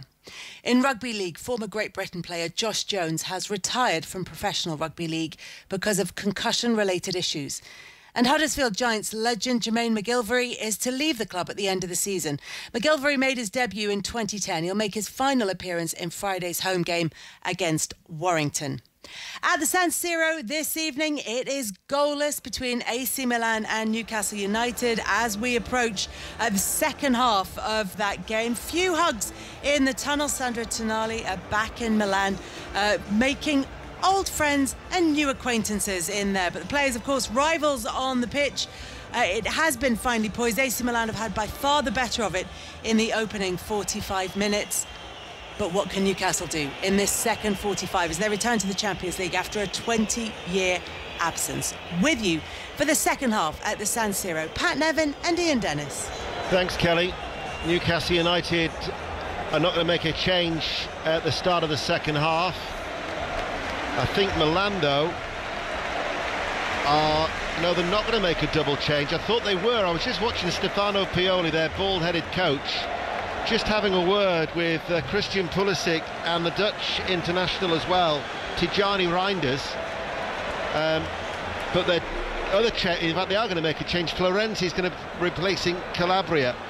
Now, he was booked in the first half, but clearly with the long talking to that Pioli's just given to the other two would suggest at some stage they're going to be coming on, Pat Nevin. Yeah, and you just wonder about Calabria. He definitely didn't have the pace to stay with Gordon. Now, it didn't trouble him too much because the ball wasn't given out to Gordon too much. So you just looked at it and think, if you get somebody else with a little bit more pace, because if he finds himself one-on-one, Calabria, even though he's the captain, isn't he? Even though he is, you need to be able to stay with your winger. So made that change, and Gordon will get a little bit of lift from that. I'll run through the two teams for you. So Newcastle United are unchanged. Pope in goal, Trippier, Botman, Scher and Byrne as the second half is underway with Milan restarting it. Midfield three of Longstaff, Tonali, Guimaraes and a front three of Murphy, Isak and Gordon.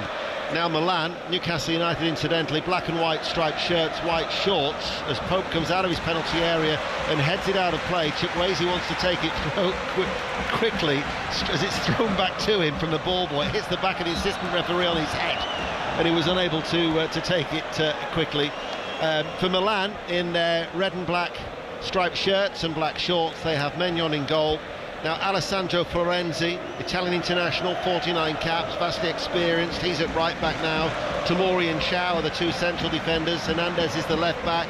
Midfield of Loftus-Cheek, Krunic and Pobega, Chukwueze, Giroud and Leao are the front three as the middle tier away towards our right-hand side. They've got the gigantic flags. There must be at least 20 of them. The red, the white and the black. Little hint of yellow and green thrown in there too, which are flying from the Curva Sud, where the ultras are housed, many of them either bare-chested or decked in black, as is Pat Nevin.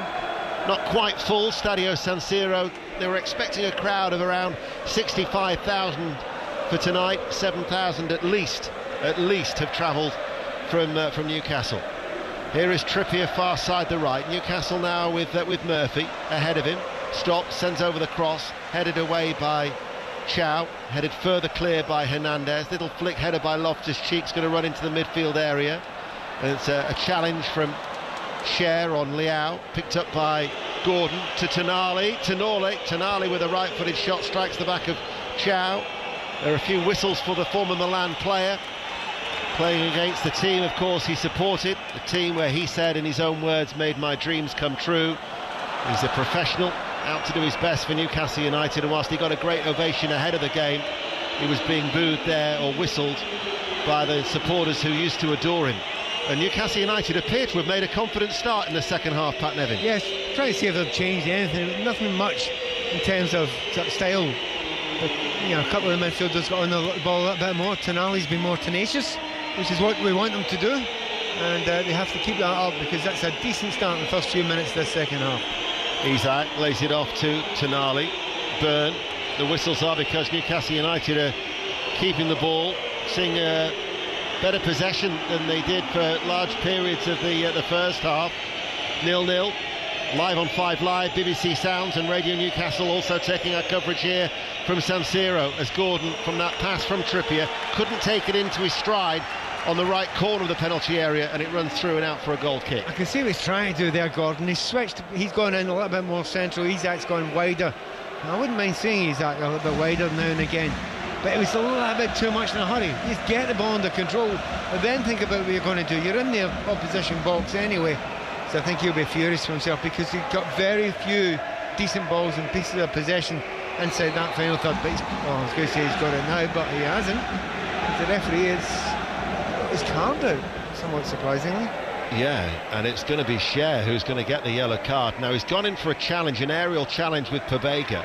Cher is currently lying with his on the ground, flat on his back, but when he actually sits up, the Spanish referee, Jose Maria Sanchez, is going to show him a yellow card. I think you're right, because I think Cher is actually led with his left elbow. Yeah, I think the referee's got that one right.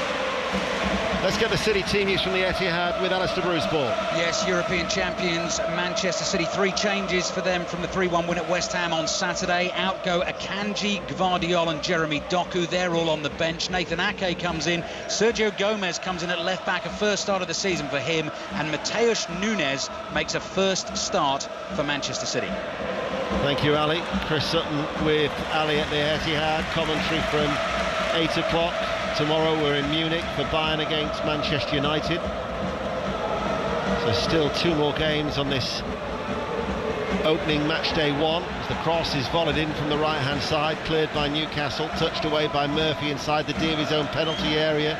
Chukwueze his downward header is going to fall to the feet of Longstaff, who tries to shrug off Pobega.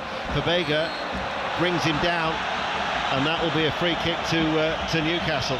You can see why Pobega's been brought back into the side. He has made a difference in the midfield for Milan. He's made them a little bit harder to get by.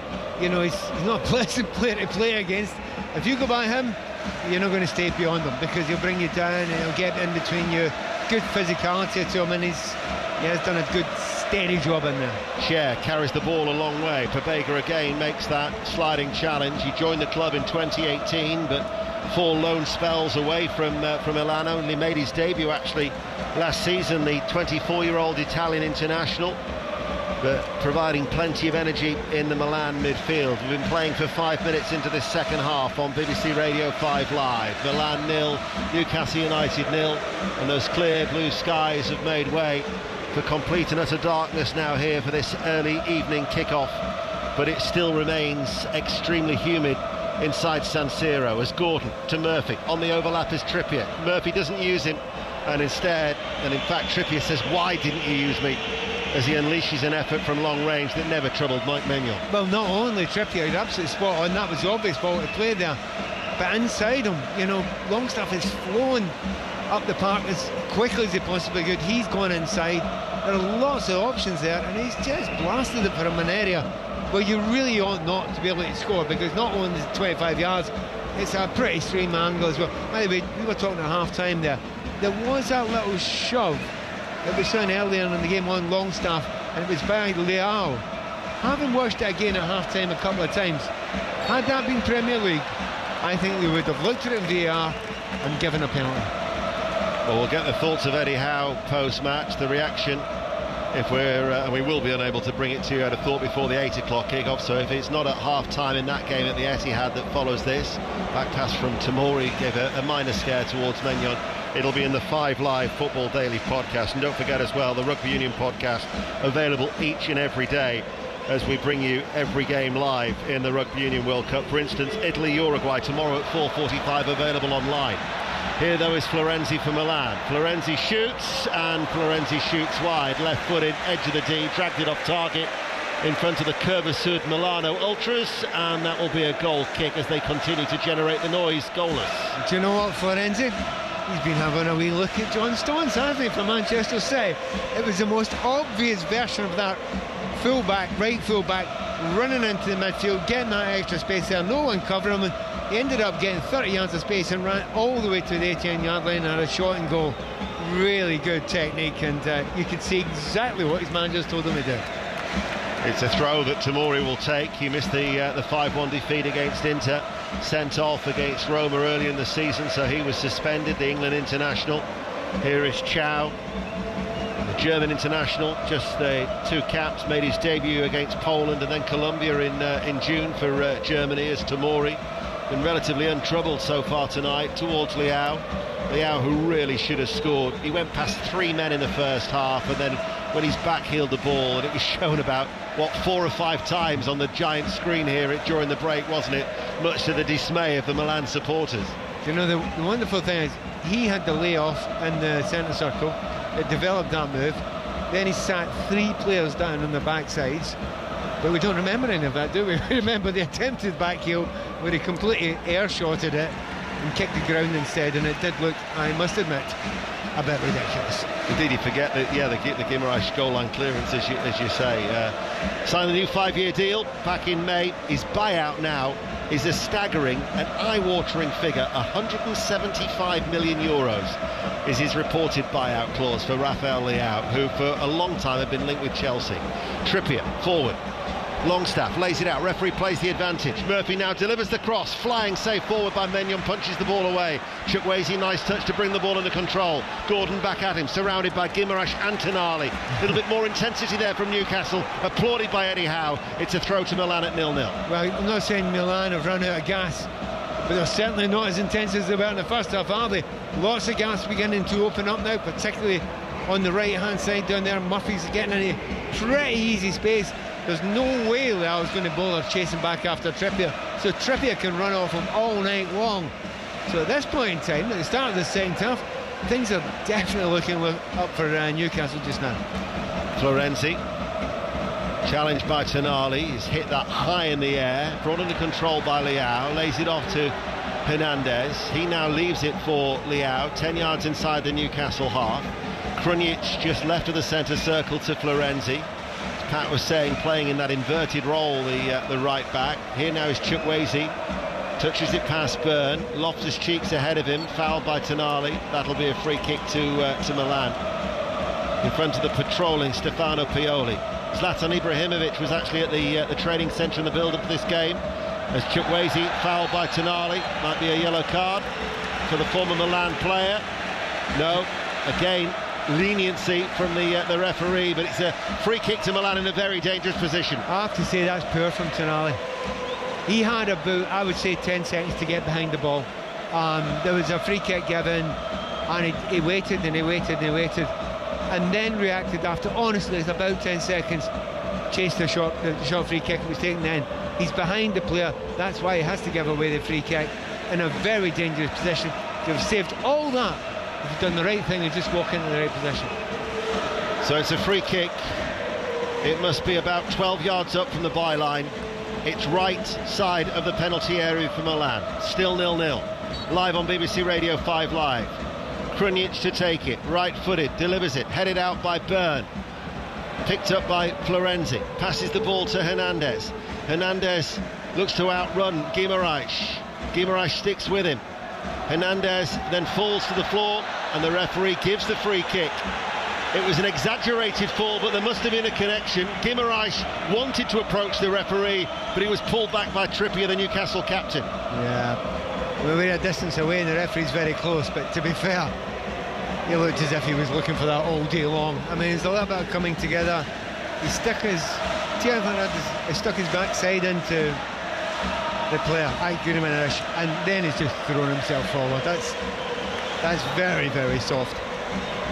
Hasn't changed much over the years, San Siro, but you can see why football fans just love this place, because it's at its atmospheric best, despite the fact that it's not even full. And the noise is stemming from the end where Milan are attacking away towards our right-hand side. Free kick on the far side, the left. Fired in now. Byrne heads it away in front of Pope, who came out of his goal line, headed further away by Tonali, but Newcastle had every black and white striped shirt back behind the ball. Florenzi to Hernandez, and on the halfway line he will go back to Mike Maignan as just Eddie Howe ushers his side downfield. If I was Milan just now, I'd be wanting to make more changes. They do, I mean, they look as if I've run out of gas, to be honest. Now, it may well be taking a little bit of a rest. I mean, Newcastle are always going to get a part of the game at some point, but the gaps between the players now, where they're trying to close down, they're totally different from the first half. And if I was a Milan coach, I'd be saying, no, we need a little bit more legs in there. And I suspect he'll make a change fairly soon, 5-10 minutes. I would imagine that Kieran Trippier is speaking Spanish to the referee there from his time at Atletico Madrid, because Murphy's just tried to roll his man Tomori. Tomori's brought him down, and Trippier's saying, come on ref, give us the free kick, give us a yellow card. They get the free kick, but again no action taken from the Spanish referee. Still 0-0. Here is Isak, tightly marked by Chow. Comes off Isak, and it will be a Milan throw on that far side. We're approaching the hour mark. Tomori, little slip by Giroud as he's tried to make that run off Botman. He's currently occupying a position between the two central defenders as they play the ball at the back, do Milan. Now it's with Chow, lifts it into the air. Hernandez brings it under control, couple of touches off his left boot, plays it along the ground, laid off by Pobega to Leao, 10 yards inside the Newcastle half, still on that left touch line, plays the ball in field. Krunic now will spray it out towards the right. Chukwueze keeps it in play, up against Byrne, running at him. Chukwueze cutting inside now, edge of the area. Chukwueze to Krunic, lifts it into the air. Groans from the Milan crowd, headed away by Byrne, hooked away further by Gordon for Newcastle. Off the chest by Chow, Milan have it back. Chukwueze, good feet in the inside of Gordon, tries to get away from Tonali, plays a square pass. Hernandez midway through the Newcastle half, he goes back, they're going to go back out towards the right. No, Krunic will go through the middle, and then Loftus-Cheek lost the ball, and now maybe Newcastle United can break, and it's with Gordon. Isak, he made the run, then curbed the run, and at that point Gordon passes the ball forward, and that allows Tomori in that precise moment to easily deal with the threat. It's a real shit. You're absolutely right. He checked just a little bit as if he was going to go inside, and they're looking at each other. It's one of those ones, they can just happen. You look for your mate to make a run, and you're waiting for him to check, he doesn't, then he does, and he does just as the ball leaves your foot. It's terrible. Trippier, excellent challenge before Pobega to get it forward. Back heel from Murphy to Longstaff. At the halfway line now, Trippier is back onto his feet and running forward. He's been superb tonight, Trippier. The birthday boy, here he is as well, 33 years young. Inside now to Guimaraes. Newcastle growing in confidence, are they? Guimaraes towards Tonali. Flag had stayed down. No, now the flag is raised. If Newcastle United could get a point here in San Siro before Paris Saint-Germain come to Tyneside on the 4th of October, the atmosphere will be electric at St James's Park. I remember I was covering Newcastle for Radio Newcastle in 97-98. And I remember after Dinamo Zagreb in the playoff, they opened up with that famous 3-2 win under Kenny Dalglish. An unforgettable night with Tino Aspria's hat-trick. It was a euphoric night. Newcastle United if they can get a point here, gives them something to build on, doesn't it, going into that game against Paris Saint-Germain? They've got another couple of questions. Obviously, 2 substitutions being made. Exactly what I was thinking. They had to do it quickly because the gaps were getting very, very big. Must be slightly disappointing for Chukwueze. I think he played exceptionally well. He's come off. Pulisic has come on as a direct replacement for him, but as I say, Pulisic has had a good start to the season for Milan. But I think Newcastle were growing into the game, getting a lot more space in the midfield, and they were beginning to enjoy the game. I think the other one is a Reinders for Pobega. It is, It's the change that we'd said that was in the offing from half-time from Pioli, so it's a planned change. And here is Pulisic on this right-hand side, the former Chelsea man. Pulisic, right-hand side, delivers a left-footed cross, too deep. So he has come on for Samu Chukwueze. So the Nigerian makes way for the Pulisic, who actually captained the United States in the internationals, the recent internationals. And Tijani Reinders has come on to replace Pobega in the midfield. Newcastle now are going to make a change, and it's going to be Jacob Murphy. Rather surprise starter tonight, only 4 minutes in that opening day as a substitute against Aston Villa. So Murphy is going to be coming off, Almiron is going to be coming on, and in fact Callum Wilson is going to be coming on as well to replace Alexander Isak. So a double change being made by Eddie Howe for Newcastle United. How much of a difference do you think that Callum Wilson will make for Newcastle? I think it's needed them. Isak, we know how good a player he's been. Isak's going to go and play in the left wing now. I said to that at the start of the game, didn't I? Yes. I felt I wanted to see him more as a wide player. He doesn't want to play there. I think he's better there. To get Wilson up front, Isak either right or left, I don't think it matters greatly. And then you've got another threat from both sides, but it's about getting him on the ball. But yeah, I don't think that weakens him in any way. But Gordon, as ever, is the one who's going to be substituted. Well, you think about Nick Pope, he made 5 excellent saves in the first half. It's been a relatively untroubled 18-minute period in this second half here on BBC Radio 5 Live, as Milan with Tomori building from the back, and now it's picked up by Reinders, who comes forward, and Reinders keeps his balance, and Reinders gets the shot away, and there is Pope brought into action and makes the save. Big difference you can make when you make a substitution. Just a livelier player, picks up an unusual position, just walks us straight through that Newcastle defence, and just get the ball there, Chippers away, and he just got a little bit too excited. You could see Leal coming in behind him, lost control of it when Newcastle were in a great position to break. They've only started 4 games together in the Premier League, but when that happens, Isak often goes to the left, and that's exactly what has happened here, with Wilson through the middle, Almiron now the right, Isak to the left-hand side, as Gordon and Murphy were the players to make way. Pat Nevin with us, the former Scottish international, here inside San Siro. The first of 2 Champions League commentaries for you on this opening match day 1. Manchester City Red Star Belgrade to come at 8, Bayern Munich Manchester United tomorrow. Friday we've got the Solheim Cup, that's on Sports Extra at 2. The following week the Ryder Cup will be live on 5 Live. And this weekend in the Rugby Union World Cup, some terrific games for you. England, Chile, Ireland, South Africa on Saturday evening, Scotland, Tonga and Wales, Australia on Sunday. Every game live throughout our various outlets, BBC Sounds Online, Sports Extra or indeed 5 Live. But this is the Champions League, and it remains 0-0 as we approach the midway point of the second half. And Newcastle United, who kept only their 3rd clean sheet in 23 Premier League games at the weekend, looking to try and at least pick up a point here against Milan. But their supporters are bouncing in that middle tier away towards our right-hand side.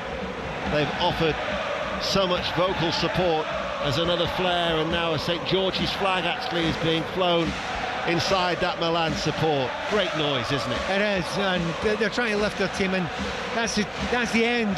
Milan want to go and attack, but they've not attacked a great deal in the second half, you have to be honest about it. And Wilson's come on there, and he's just made a run into the wide area, dragged 2 players, got the ball further up the field. Really intelligent movement, really selfless movement, and it's what Newcastle have wanted. And the thing is, Eddie Howe knows this. Eddie now, he's worked on him for so long, he knows he's going to get that out of him. He might only get 25-30 minutes tonight out of him, but that might be enough. Trippier to take the throw for Newcastle United. First time that Eddie Howe has ever attended a Champions League match, and there he is in the dugout for it. 10 years ago he was coming to the end of his Burnley reign as manager. They'd just lost at Leicester on this day 10 years ago, 2-1. Of course, he worked wonders at Bournemouth in the two spells. First took over almost 15 years ago at 31 years of age, replacing Jimmy Quinn, initially as a caretaker manager. And he now crouches down as he watches Almiron pick up the ball on that right-hand side, but Tomori will use his strength to hold off Almiron as he safely marshals the ball out for a goal kick. Tell you what, Tomori's been great, hasn't he? He is. He's one of those defenders, he just loves marking. He just loves getting close to a player. He loves tackling. He's the kind of defender that, you know, any manager would want in his team. And he can sometimes be a little bit roughhouse when he has to be, but I think he's been superb tonight. He was sent off against Chelsea last season, wasn't he, in the Champions League? It was an unhappy return against his former club. Making a return today is Tonali, who bounces the ball down for Byrne as Newcastle prepare to take a throw on this near side. Newcastle playing from right to left. We're live on 5 Live. We're also available on BBC Radio Newcastle for our commentary tonight as Byrne, local lad of course, with a long outstretched left leg, prods the ball out of play for a throw. Eddie Howe wanting Isak switched on to try and close down Krunic as he plays the ball back towards Chow, and Chow will clear. And Byrne and Botman almost got in each other's way. Longstaff was caught by Loftus-Cheek. The referee waves that away. Good header though from Botman, who was getting in a bit of a tangle with Giroud. Picked up now by Hernandez. Plays the ball forward towards Leao. Always a danger man when he picks up that ball. He can go missing, but he's always a threat with the ball at his feet. Now it's with Reinders. Hernandez. Midway through the second half, cross comes into the penalty area, easily dealt with by Pope, no threat. And again, the one of the things you have to admit to, it's not been the greatest quality the second half. A lot of balls been given away, the passing's not as sharp. There actually does seem a feeling of not wanting to make the mistake. Maybe a little bit more from Newcastle players than you see them playing in the Premier League. There's a real confidence, belief, particularly when they're playing up at St James's Park. Tonight in the first half there wasn't that real belief, particularly when they're pushing it and passing it into the final third. The hope is that, you know, Eddie Howe can shout on them and tell them, look, believe in yourself, you've got it in your hands here, you're a quarter of the game left, you've not created many chances, you might only need one. A little bit of mist in the air away towards our right hand side, just hanging in the air underneath those striking red girders in the roof as Wilson is sent scampering away, but Chow will see it back to Maignan. Maignan, the French international goalkeeper, plays it forward. Krunic in that holding role in between the two central defenders. So much space for Krunic now to come forward, but he's faced by a trio of Guimaraes, Tonali and Isak. He passes the ball to Loftus-Cheek on the right hand side, running forward. Loftus-Cheek touches the ball, passes fellow number 8 Tonali and delivers the cross, and it's saved diving forward inside his 6-yard area by the England international Nick Pope. Not seen a great deal of Ruben Loftus-Cheek in this second half. At that time he tried to go forward and looks like he might have picked up a little bit of an injury, which is a shame because he has had basically a career blighted by injury. Here is Trippier, bit of space for him to run into. Almiron's made the run ahead of him, goes into the feet of Wilson, challenged from behind by Chow. No foul, says the referee, and instead it's Pobega. Sorry, not Pobega, Hernandez will bring it clear. Hernandez strong running. Midway through the Newcastle half, Hernandez winds one up, strikes the feet of Botman and then rebounds towards Longstaff. Do you think the game's becoming a little bit stretched now? I think it's been stretched for 20 minutes, 15-20, just slowly but surely. When I was saying about the changes that must be made for Milan, that was the reason. They weren't getting close enough, they're just too tired. I mean, right now, Ruben Loftus-Cheek has gone down, as I suspected he might do there. Might give the players a little bit of a chance to get a little bit of water on, some fluids on, which, considering we know it has been a really warm evening, they kind of deserve that. But yeah, it is stretched. Yeah, there's a lot of tired players there, but there's space now, and I think that should suit Newcastle, because the players that they've got in the midfield, they're good technical players, and they should be able to use that. So, and again, the other thing between now and the end of the game, using the extra substitutes that you're going to use, that's big. And I think as I look down there, another one may well be ready for Newcastle. I wonder if that's going to be Anderson who's next. He's going to come on. We shall see in a moment. Yeah, Newcastle are looking to make a change. Milan are going to make a change as well.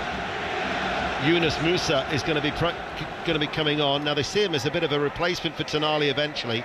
He's only 20 years of age. He was at Arsenal's academy between 2012 and 2019 because he'd moved to England at the age of 9. Then he switched to Valencia at the age of 16. Just over 100 appearances, 32 caps for England's youth levels, various levels, and he's going to be coming on. And the player he is going to be replacing is indeed Ruben Loftus-Cheek. So Yunus Musa comes on. He's now an American international, 28 caps, likes to put himself a little bit about in the midfield. 11 yellows and 1 red card last season for Valencia, but Musa comes on, and you're right, coming forward for Newcastle United. Their third substitution of the evening is Elliot Anderson. And listen to the ovation for Sandro Tonali. Some of the Milan supporters are rising to their feet as they wave farewell to the player that they used to adore here at San Siro. Sandro Tonali getting a lovely warm ovation from the Milan supporters. Elliot Anderson is on for Tonali. Yeah, I mean, it is lovely to see that level of respect for somebody who cared about the club. Yeah, he didn't get stick, but there was a few whistles when he was on the ball a couple of times. But it was pretty half-hearted stuff, wasn't it? And that shows you what the vast majority of these fans actually think about him. Well, his name was just being sung by the ultras away to the right-hand side. Key member of the side that won the title for in Serie A in 2022. 130 appearances and 7 goals during his time, but just for the way that he played all action in the midfield. Very much respected and revered in this part of the world. 0-0, BBC Radio 5 Live. We've got about 17 minutes remaining. Not much goalmouth activity in the second half. I still don't think that Maignan has had a shot to save the Milan keeper. But more crucially at the other end for Newcastle, Pope, who made 5 saves in the first half, has only had 1 to deal with so far in the second. So 73 minutes played, 0-0. Here, though, is Florenzi coming forward. Musa's gone on ahead of him. Florenzi sends over a good cross. Leao with a header. It brushes the roof of the net and goes over and out for a goal kick. What a cross that was from Florenzi. And he knew what he was doing. He knew who he was aiming for. Maybe a tiny bit behind him, but, you know, you're not going to complain about that. He has to be able to get that on target. And it's a diving header. Had it been on target, had it been a goal, it would have been absolute classic. It's taken all the energy I think Leao had left in his legs to get there. That was a great move on the right-hand side, and certainly by some distance Milan's best moment of the second half. Yes, it was. Here is Anderson back to Pope. Pope inside his penalty area. Giroud runs towards him. Cher passes the ball to Trippier. Trippier clears it downfield towards Wilson, dropping inside the Milan half. Almiron hits it forward. Elliot Anderson's after that. Tomori with a back pass though to Maignan. Wilson's there, he wants everybody to press. Almiron though is reluctant. And in the end it's Krunic who collects a diagonal ball in that holding midfield role, who's able to bring the ball forward here for Milan. And now towards Musa on this near side the right, and he runs forward. He's midway through the Newcastle half. He goes on the outside of Anderson, and he's away from Elliot Anderson. Musa now plays along the ground. Here is Pulisic. Pulisic in towards Giroud. Hooks it goalwards. It might fall to Hernandez. What a challenge that was by Almiron.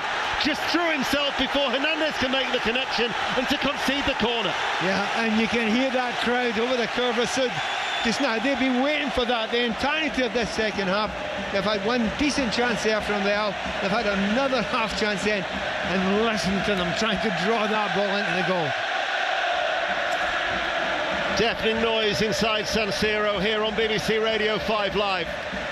Milan have a corner kick. A quarter of an hour remains. It's still level at 0-0.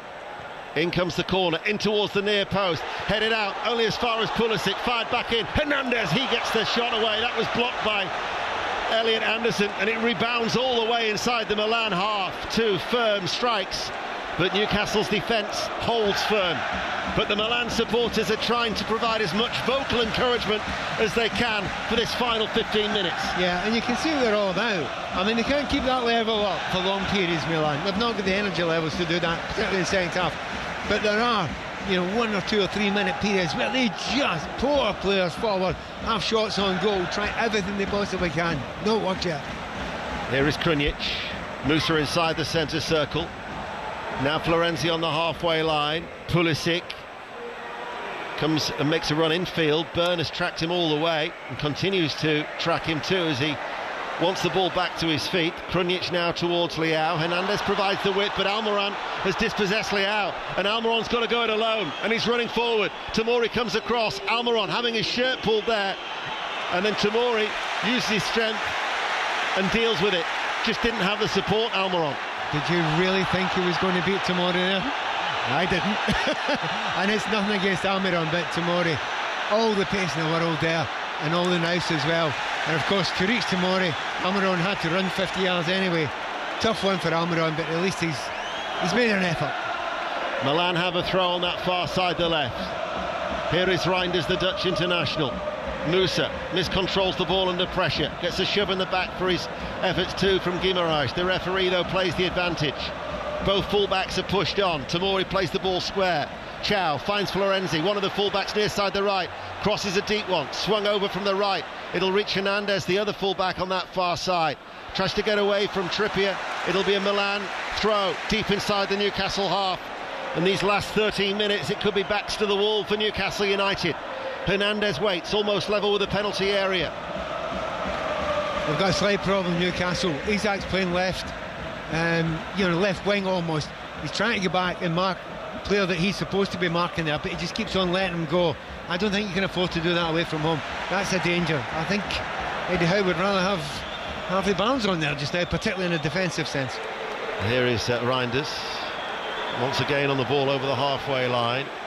Leao's gone central at the minute. It's almost as if he's playing alongside Giroud, creating a bit of space for Hernandez, but they're attacking on the right. Here is Florenzi. Florenzi now sends over the cross. Leao is there. Hernandez meets it on the volley, couldn't get over it, and in the end he skied it, and it will be a goal kick. That's exactly what I'm telling you about. Exactly 30 seconds before, there's a problem. He's not going back with the player that's with him, and he just gets a cross in. That goes to the back post. If that ends in the back of the net, it's only for one reason. It's because Isak didn't follow his man back.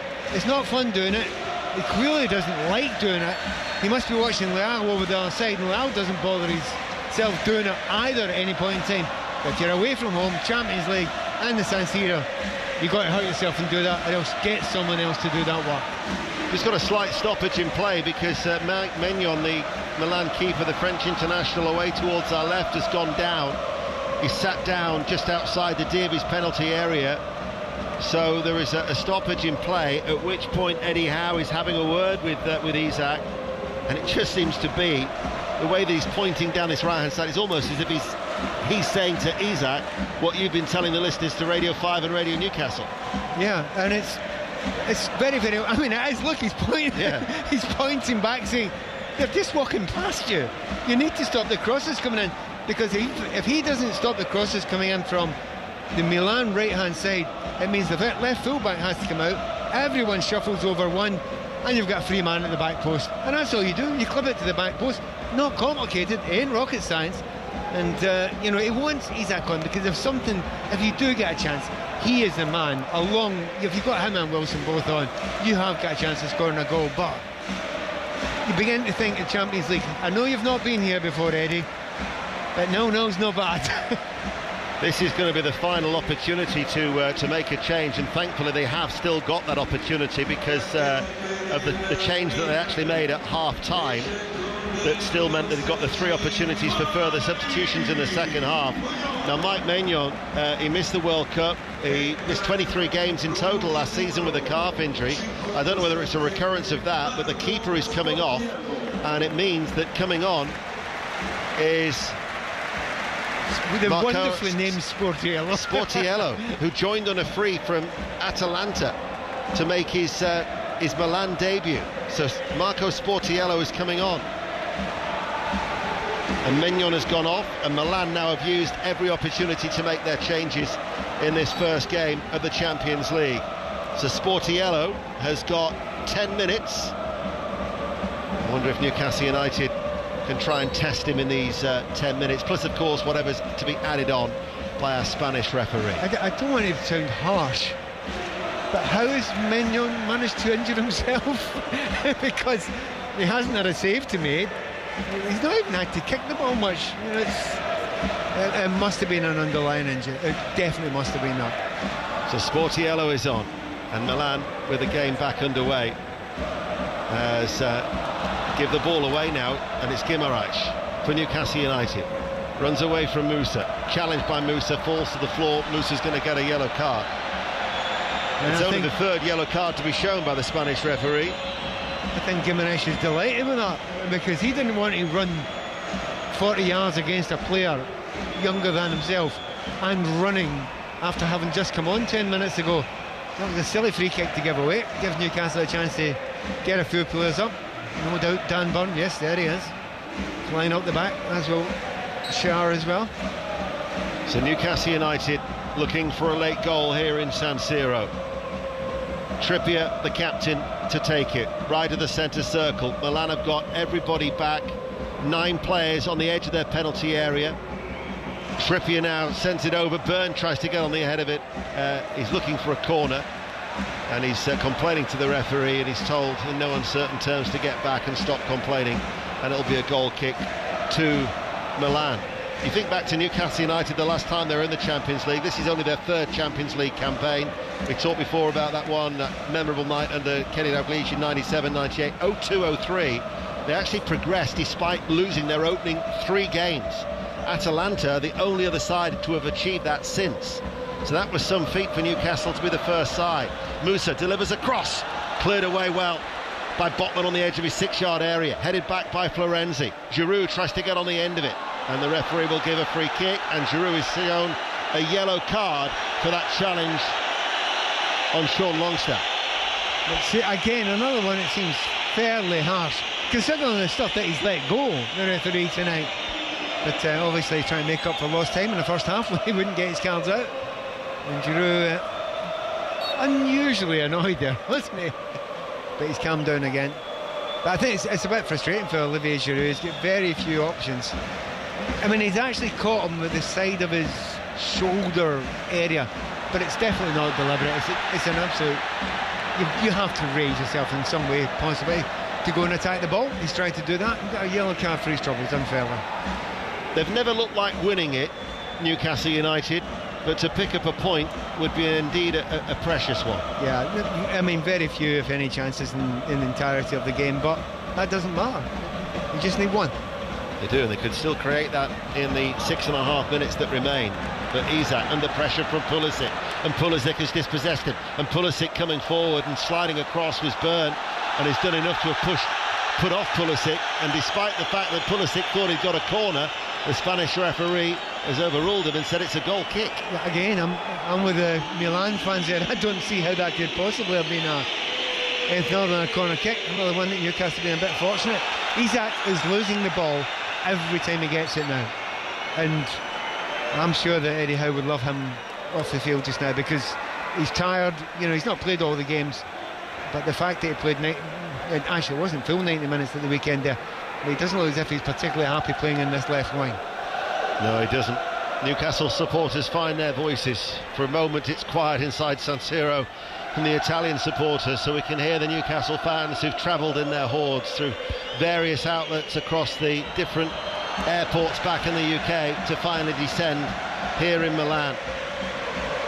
On Fashion Week, on the streets of Milan, there has been that monochrome look with the black and white hordes dominating the city streets.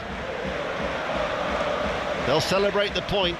They'd love all 3, of course, but with 5 minutes remaining, that looks unlikely. Tomori toe ends the ball to Hernandez, far side the left, along the ground, almost runs through towards Reinders. Leao takes the opportunity instead. Guimaraes clears, only partially, as far as Krunic, who wins it back for Milan. Ball through the middle to Musa, 30 yards out from goal. Newcastle got everybody back bar Wilson. Reinders now out towards Florenzi. Florenzi sends over the cross right down the throat of Pope, easily claims it. 0-0 still here on 5 Live. Yeah, again, but look at the ease in which he gets the cross in.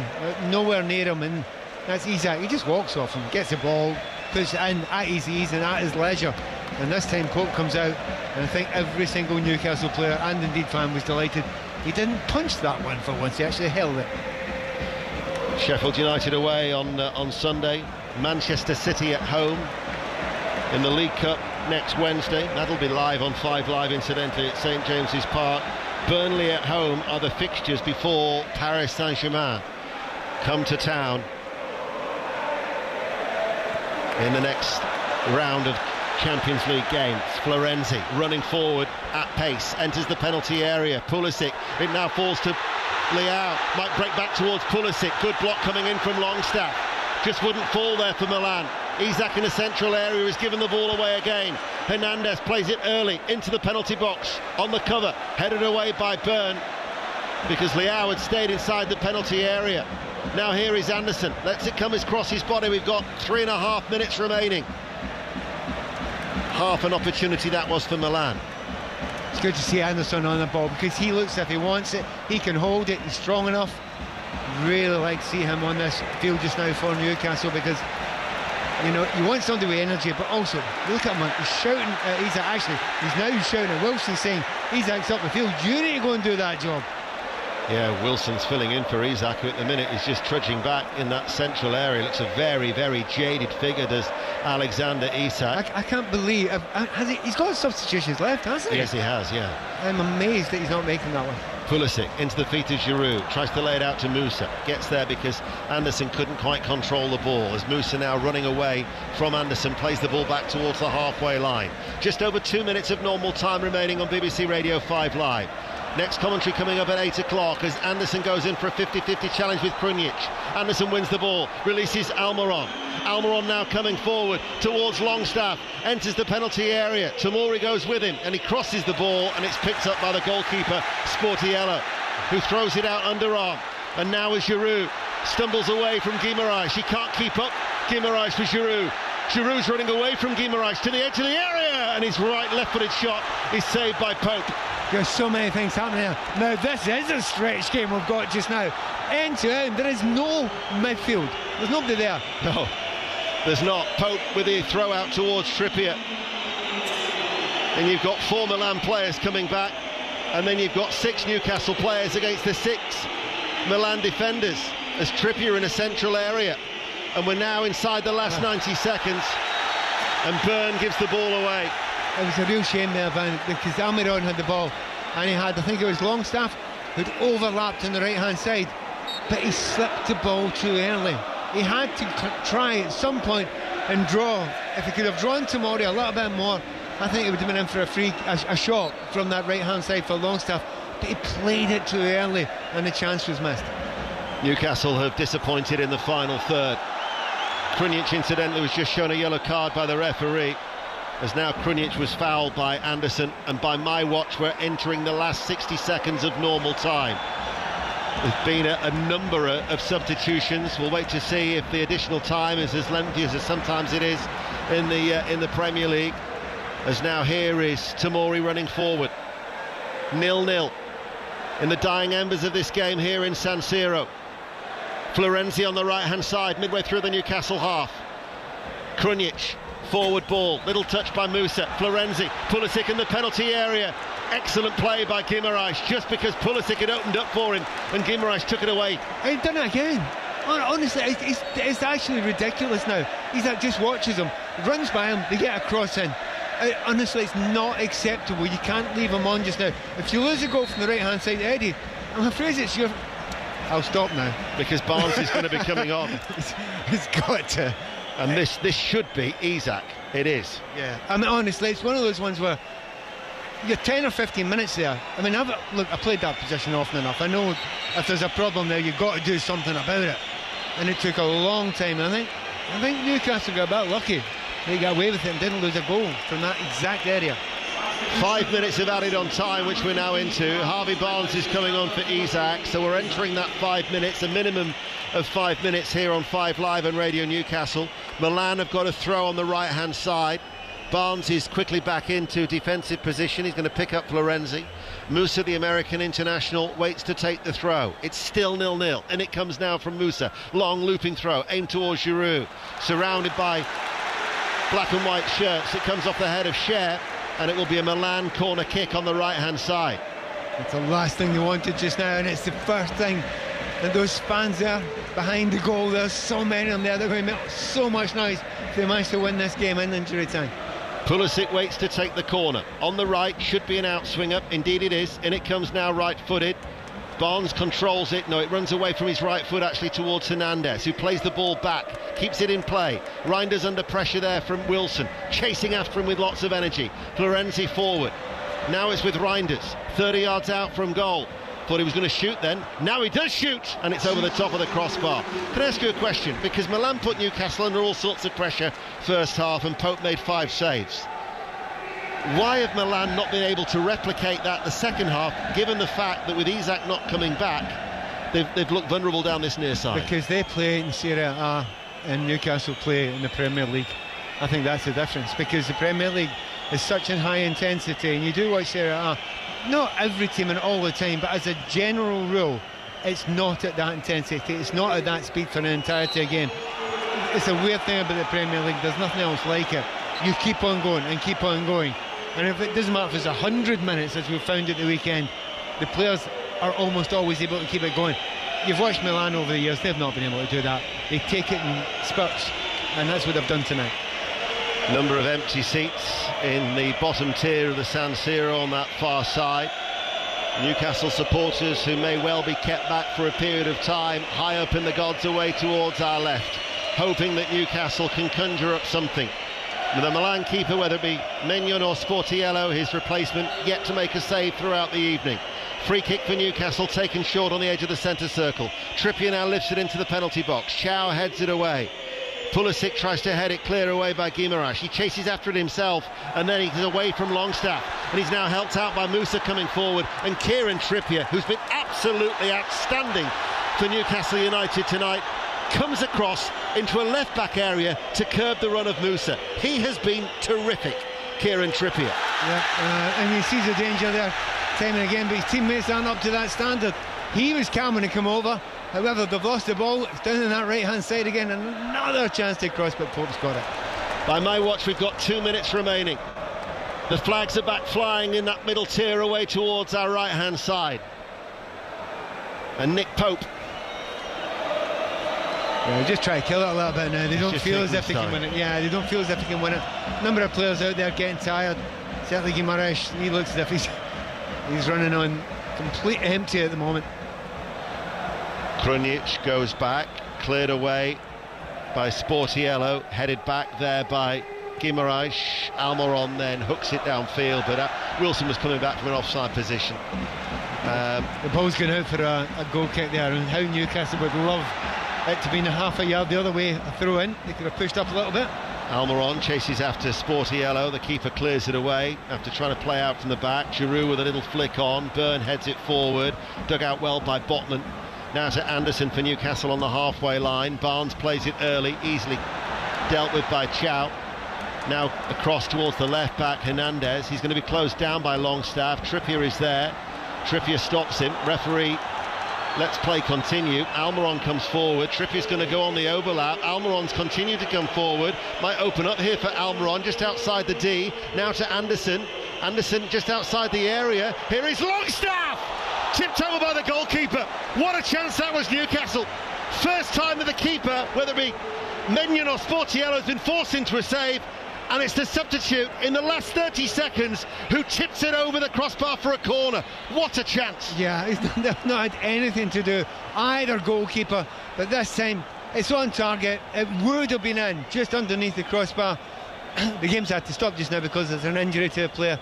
I'm guessing that's Teo Hernandez there on the left hand side, just ahead of us there, but it completely opened up. Talking about, you know, the fact that the Serie A players and the Milan players in particular can't keep it going for this amount of time. Well, that was obvious there. They just could not get back. Sportiello with the crucial save. It was Hernandez who's hobbling to get back into position. By my watch, the 5 minutes are up, so this should be the last significant bit of the action here inside San Siro. Milan 0, Newcastle United 0.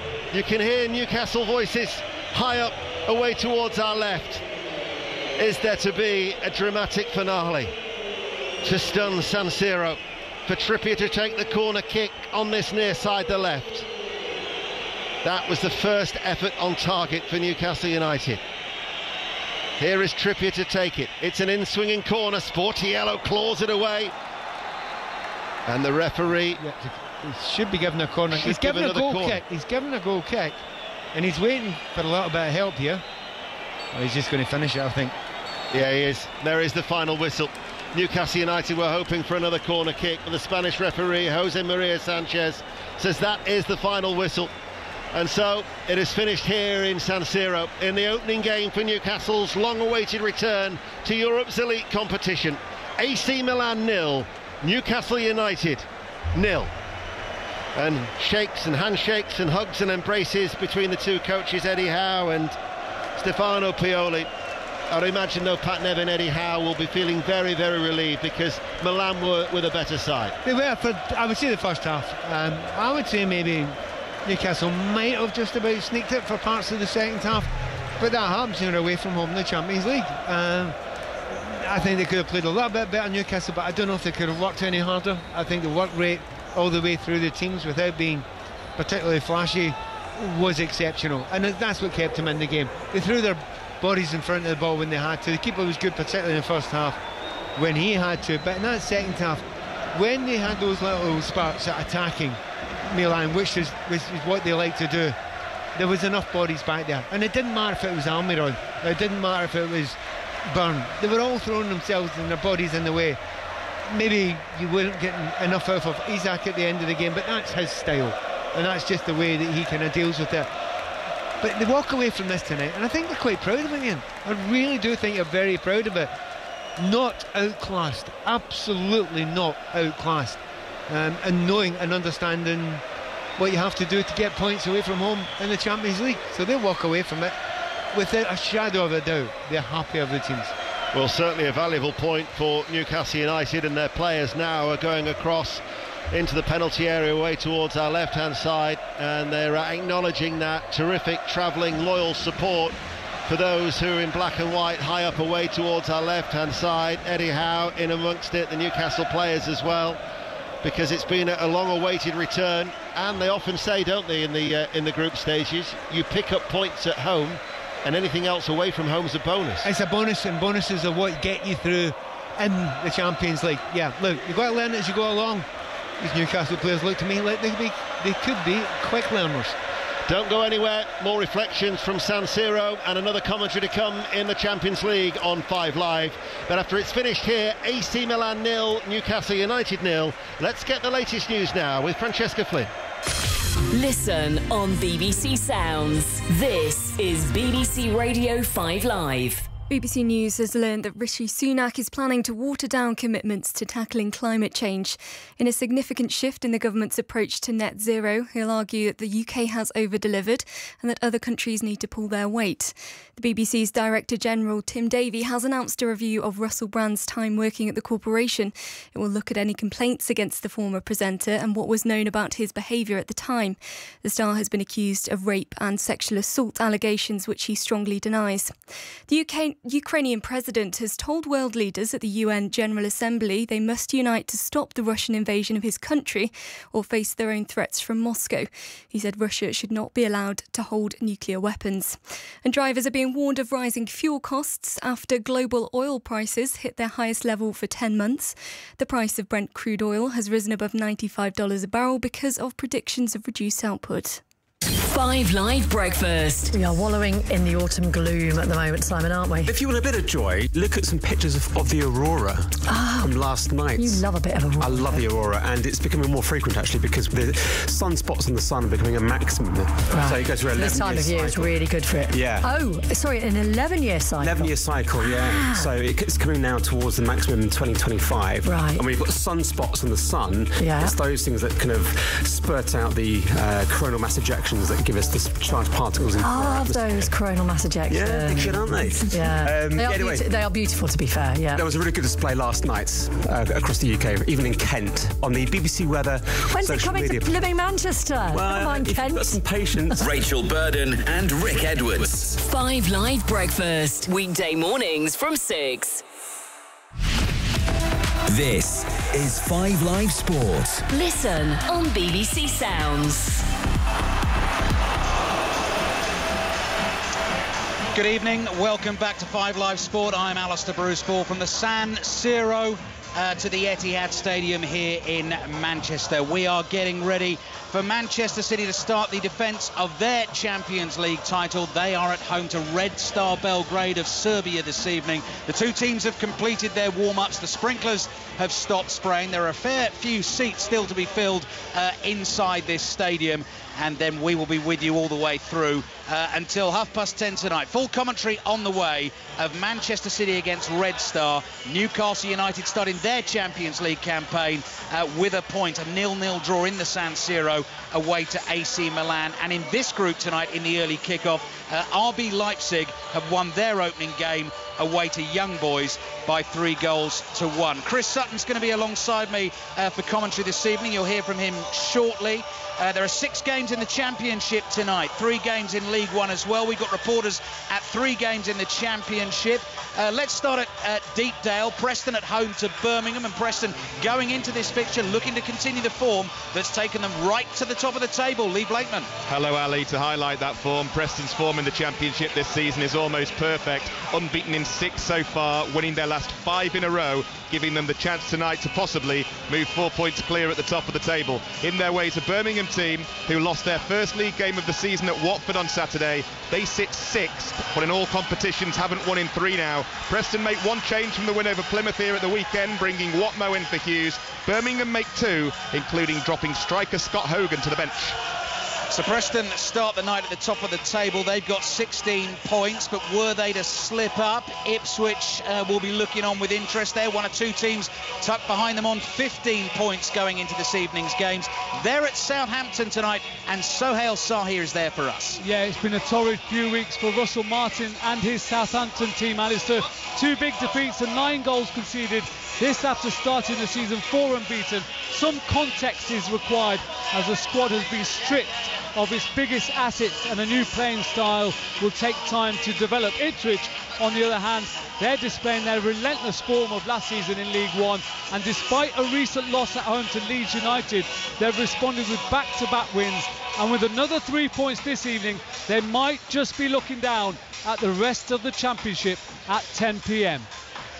One match right at the other end of the table. Big game tonight taking place at Hillsborough. Naz Premji is there. Evening, Ali. Sheffield Wednesday and Middlesbrough Grace. The top flight back in the day, struggling at the wrong end of the Championship. Neither has won a league game so far. This could be a real attritional affair. We're being told maybe of a fan protest from the home fans against their own at Dapon Chansiri. We'll keep an eye on that for later. You can tell both sides are struggling. 6 changes for Wednesday. Borough change 4. Blackburn Loney John Buckley starts his first game for Wednesday. Borough change their striker in their alterations. Josh Coburn leads the line for them, and we kick off at 8. Yes, 8 o'clock kick-off at Hillsborough. 3 other games in the Championship tonight, all kicking off at 7:45. They'll all be underway if they've got underway on time. Bristol City at home to Plymouth, Cardiff against Coventry, and QPR against Swansea. So we're just over 10 minutes away from kick-off in our second Champions League commentary of the evening here on 5 Live Sport and BBC Sounds. That is Manchester City against Red Star. One other match involving a British team tonight, though. Celtic away at Feyenoord. Connie McLaughlin will be watching this one.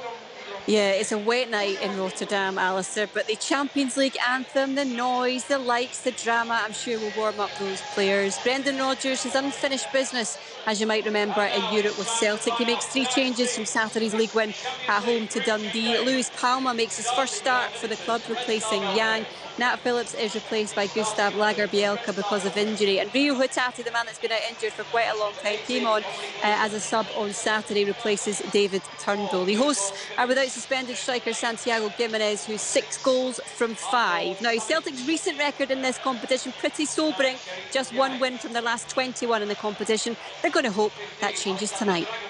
Well, we'll get Chris Sutton's thoughts on that game throughout the night. Connie will keep us updated. Full commentary on Manchester City against Red Star here at the Etihad Stadium. And besides those two games, 4 other Champions League matches kick off tonight at 8 o'clock.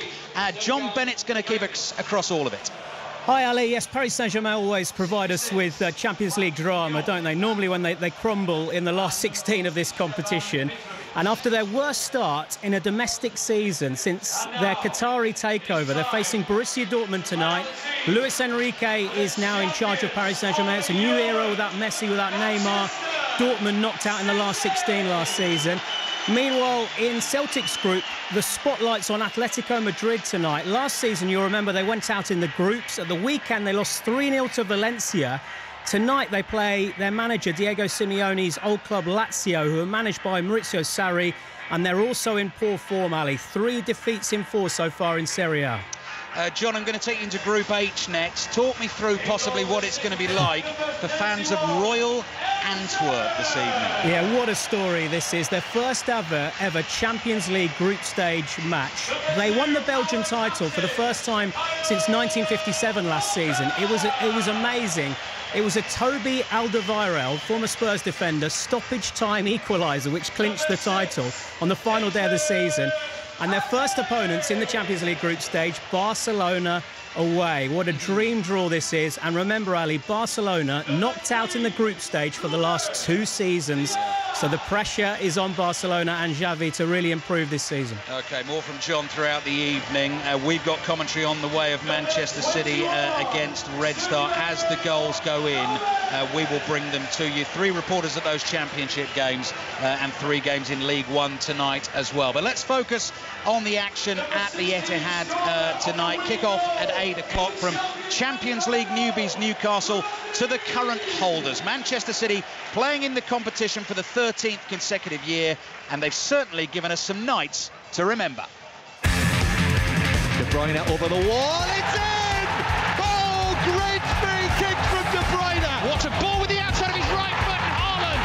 Of course Haaland is there! Oh, and the ball's played through! Alvarez! 4-0 on the night against Real Madrid! No, what a goal! What a goal from Rodri! It's a thunderbolt!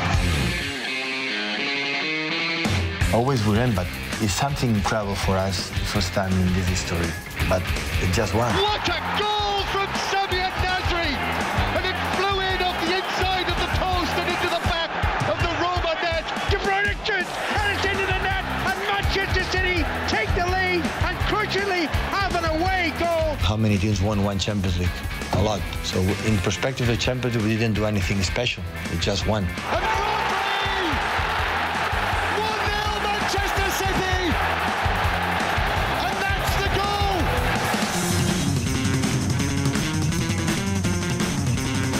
An incredibly special night. You'd have heard it live on BBC Radio 5 Live and BBC Sounds. Chris Sutton was there. Chris Sutton has played in the Champions League for Blackburn Rovers and Celtic, and he's sitting alongside me tonight. And we go right back to the start. Chris, Kyle Walker said in the pre-match press this week, you know, right down at the bottom of the mountain, that's where we've got to aim, that's where we've got to get to again. You get the feeling there will be no complacency. Pep Guardiola won't allow it, will he?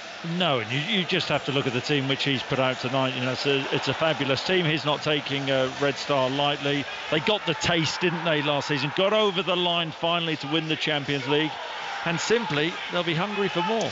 Got Michael Brown with us ahead of the game as well. Played his football for Manchester City at the start of his career, Sheffield United, Tottenham and many others as well. Michael, a real reminder to the fans and possibly the players as well on the side of the pitch tonight, because the trophy was there. Whether it's the real one or the replica, I don't know. The fella holding it had the white gloves on, so he was obviously taking good care of it.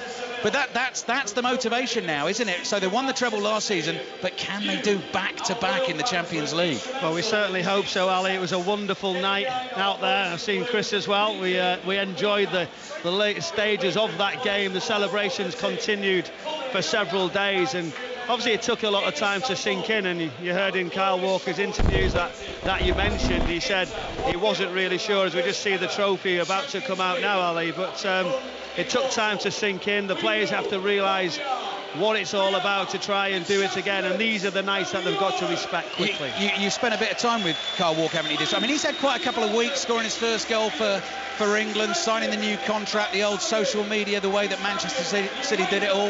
Yeah, they did. I was actually there on the day when he did it, so it was obviously a big moment for him in his career, been going on for such a long period of time, but he finally signs that new contract. Pep Guardiola obviously took him out for that meal. He talks a lot about the football club, the leadership, that group that they've now created, and obviously he's heading that right up. So listen, it's a big few weeks for Kyle Walker. That first goal for England was so important to him. Full commentary on Manchester City against Red Star on the way. The trophy has appeared in the mouth of the tunnel, so loads of fans in front of us standing up, and they've got the mobile phones out and they're trying to capture the moment. Chris, I'm going to put you in the shoes of the Red Star coach, Barak Bakar. This is his first season in charge. Manchester City's last 3 home games in this competition, they beat Real Madrid 4-0, they beat Bayern Munich 3-0, and they beat RB Leipzig 7-0. Yeah, what are you saying if you're the Red Star coach So what you're basically saying is Red Star tonight have absolutely no chance. But what the coach of Red Star, Barak Bakar, has to believe is that they can stay in the game. I watched them warm up. Their warm up was so intense. They will be so pumped up. It's an opportunity for them. I mean, look, everybody in the stadium, even the Red Star fans, will think that Manchester City are going to win this game. But these are a team with great European pedigree, it has to be said. I don't know what it counts for now. Probably not very much. But look, they haven't had the greatest start to the season, but you just never know at this level. Manchester City big favourites for the game tonight. Michael, big favourites for the competition once again. Can you see them doing it back to back? I certainly hope so. You know that they're going to be all around it. It's something that really is important to these players, the taste of it right to the later stages. They finally got it over the line. Yes, they've got to go and do it all again, but the professionalism of these players, the dedication, they just keep on. So when you think they're going to slip up, they just keep grinding out results, big performances. They had to do that against West Ham in the second half. Things didn't go as well, but they produced. And these are the nights. Just look at him in our pitch, Erling Haaland. Yes. And what a season he had as Pep Guardiola goes past that trophy. He'll want to touch it again, that's for certain, Ali. Well, Pep Guardiola has studiously ignored the European Cup, the big shiny trophy standing on the plinth. Dressed in all black tonight, Pep Guardiola, the Manchester City manager, back from his back injury, in the dark suit, makes his way to the dugout. You've just heard the Champions League anthem. We've already brought you AC Milan 0, Newcastle 0 this evening. That was the 5:45 kickoff. Tomorrow night, full commentary of Bayern Munich against Manchester United over in Germany. We'll have reports of Arsenal against PSV Eindhoven. But let's concentrate on the European champions. Manchester City at home to Red Star. The 2 sets of players have just gone through the pre-match formalities. Manchester City come jogging away into the left half of the field as we look at it. The tracksuit tops come off. 3 changes for this City team tonight, Chris. Nathan Ake comes into the back 4. Sergio Gomez starts at left back, a first start of the season for him. And Mateus Nunes, so the recent signing from Wolves, gets a first start in midfield. But I think for our listeners, for us and for the Manchester City fans tonight, Foden, Alvarez, Haaland, Bernardo, so it's exciting, isn't it? Oh, it is. I mean, basically, when you look at Manchester City's squad, and it's not the biggest squad that there's ever been, but they have so much quality. The changes which they make are pretty seamless. Mateus Nunes getting his opportunity. You do wonder about Calvin Phillips, not getting a start this evening, and wonder just whether it's ever going to happen for him in a Manchester City jersey. But I'm sure the Red Star players will be looking across at their opponents this evening with lots of respect and a bit of fear.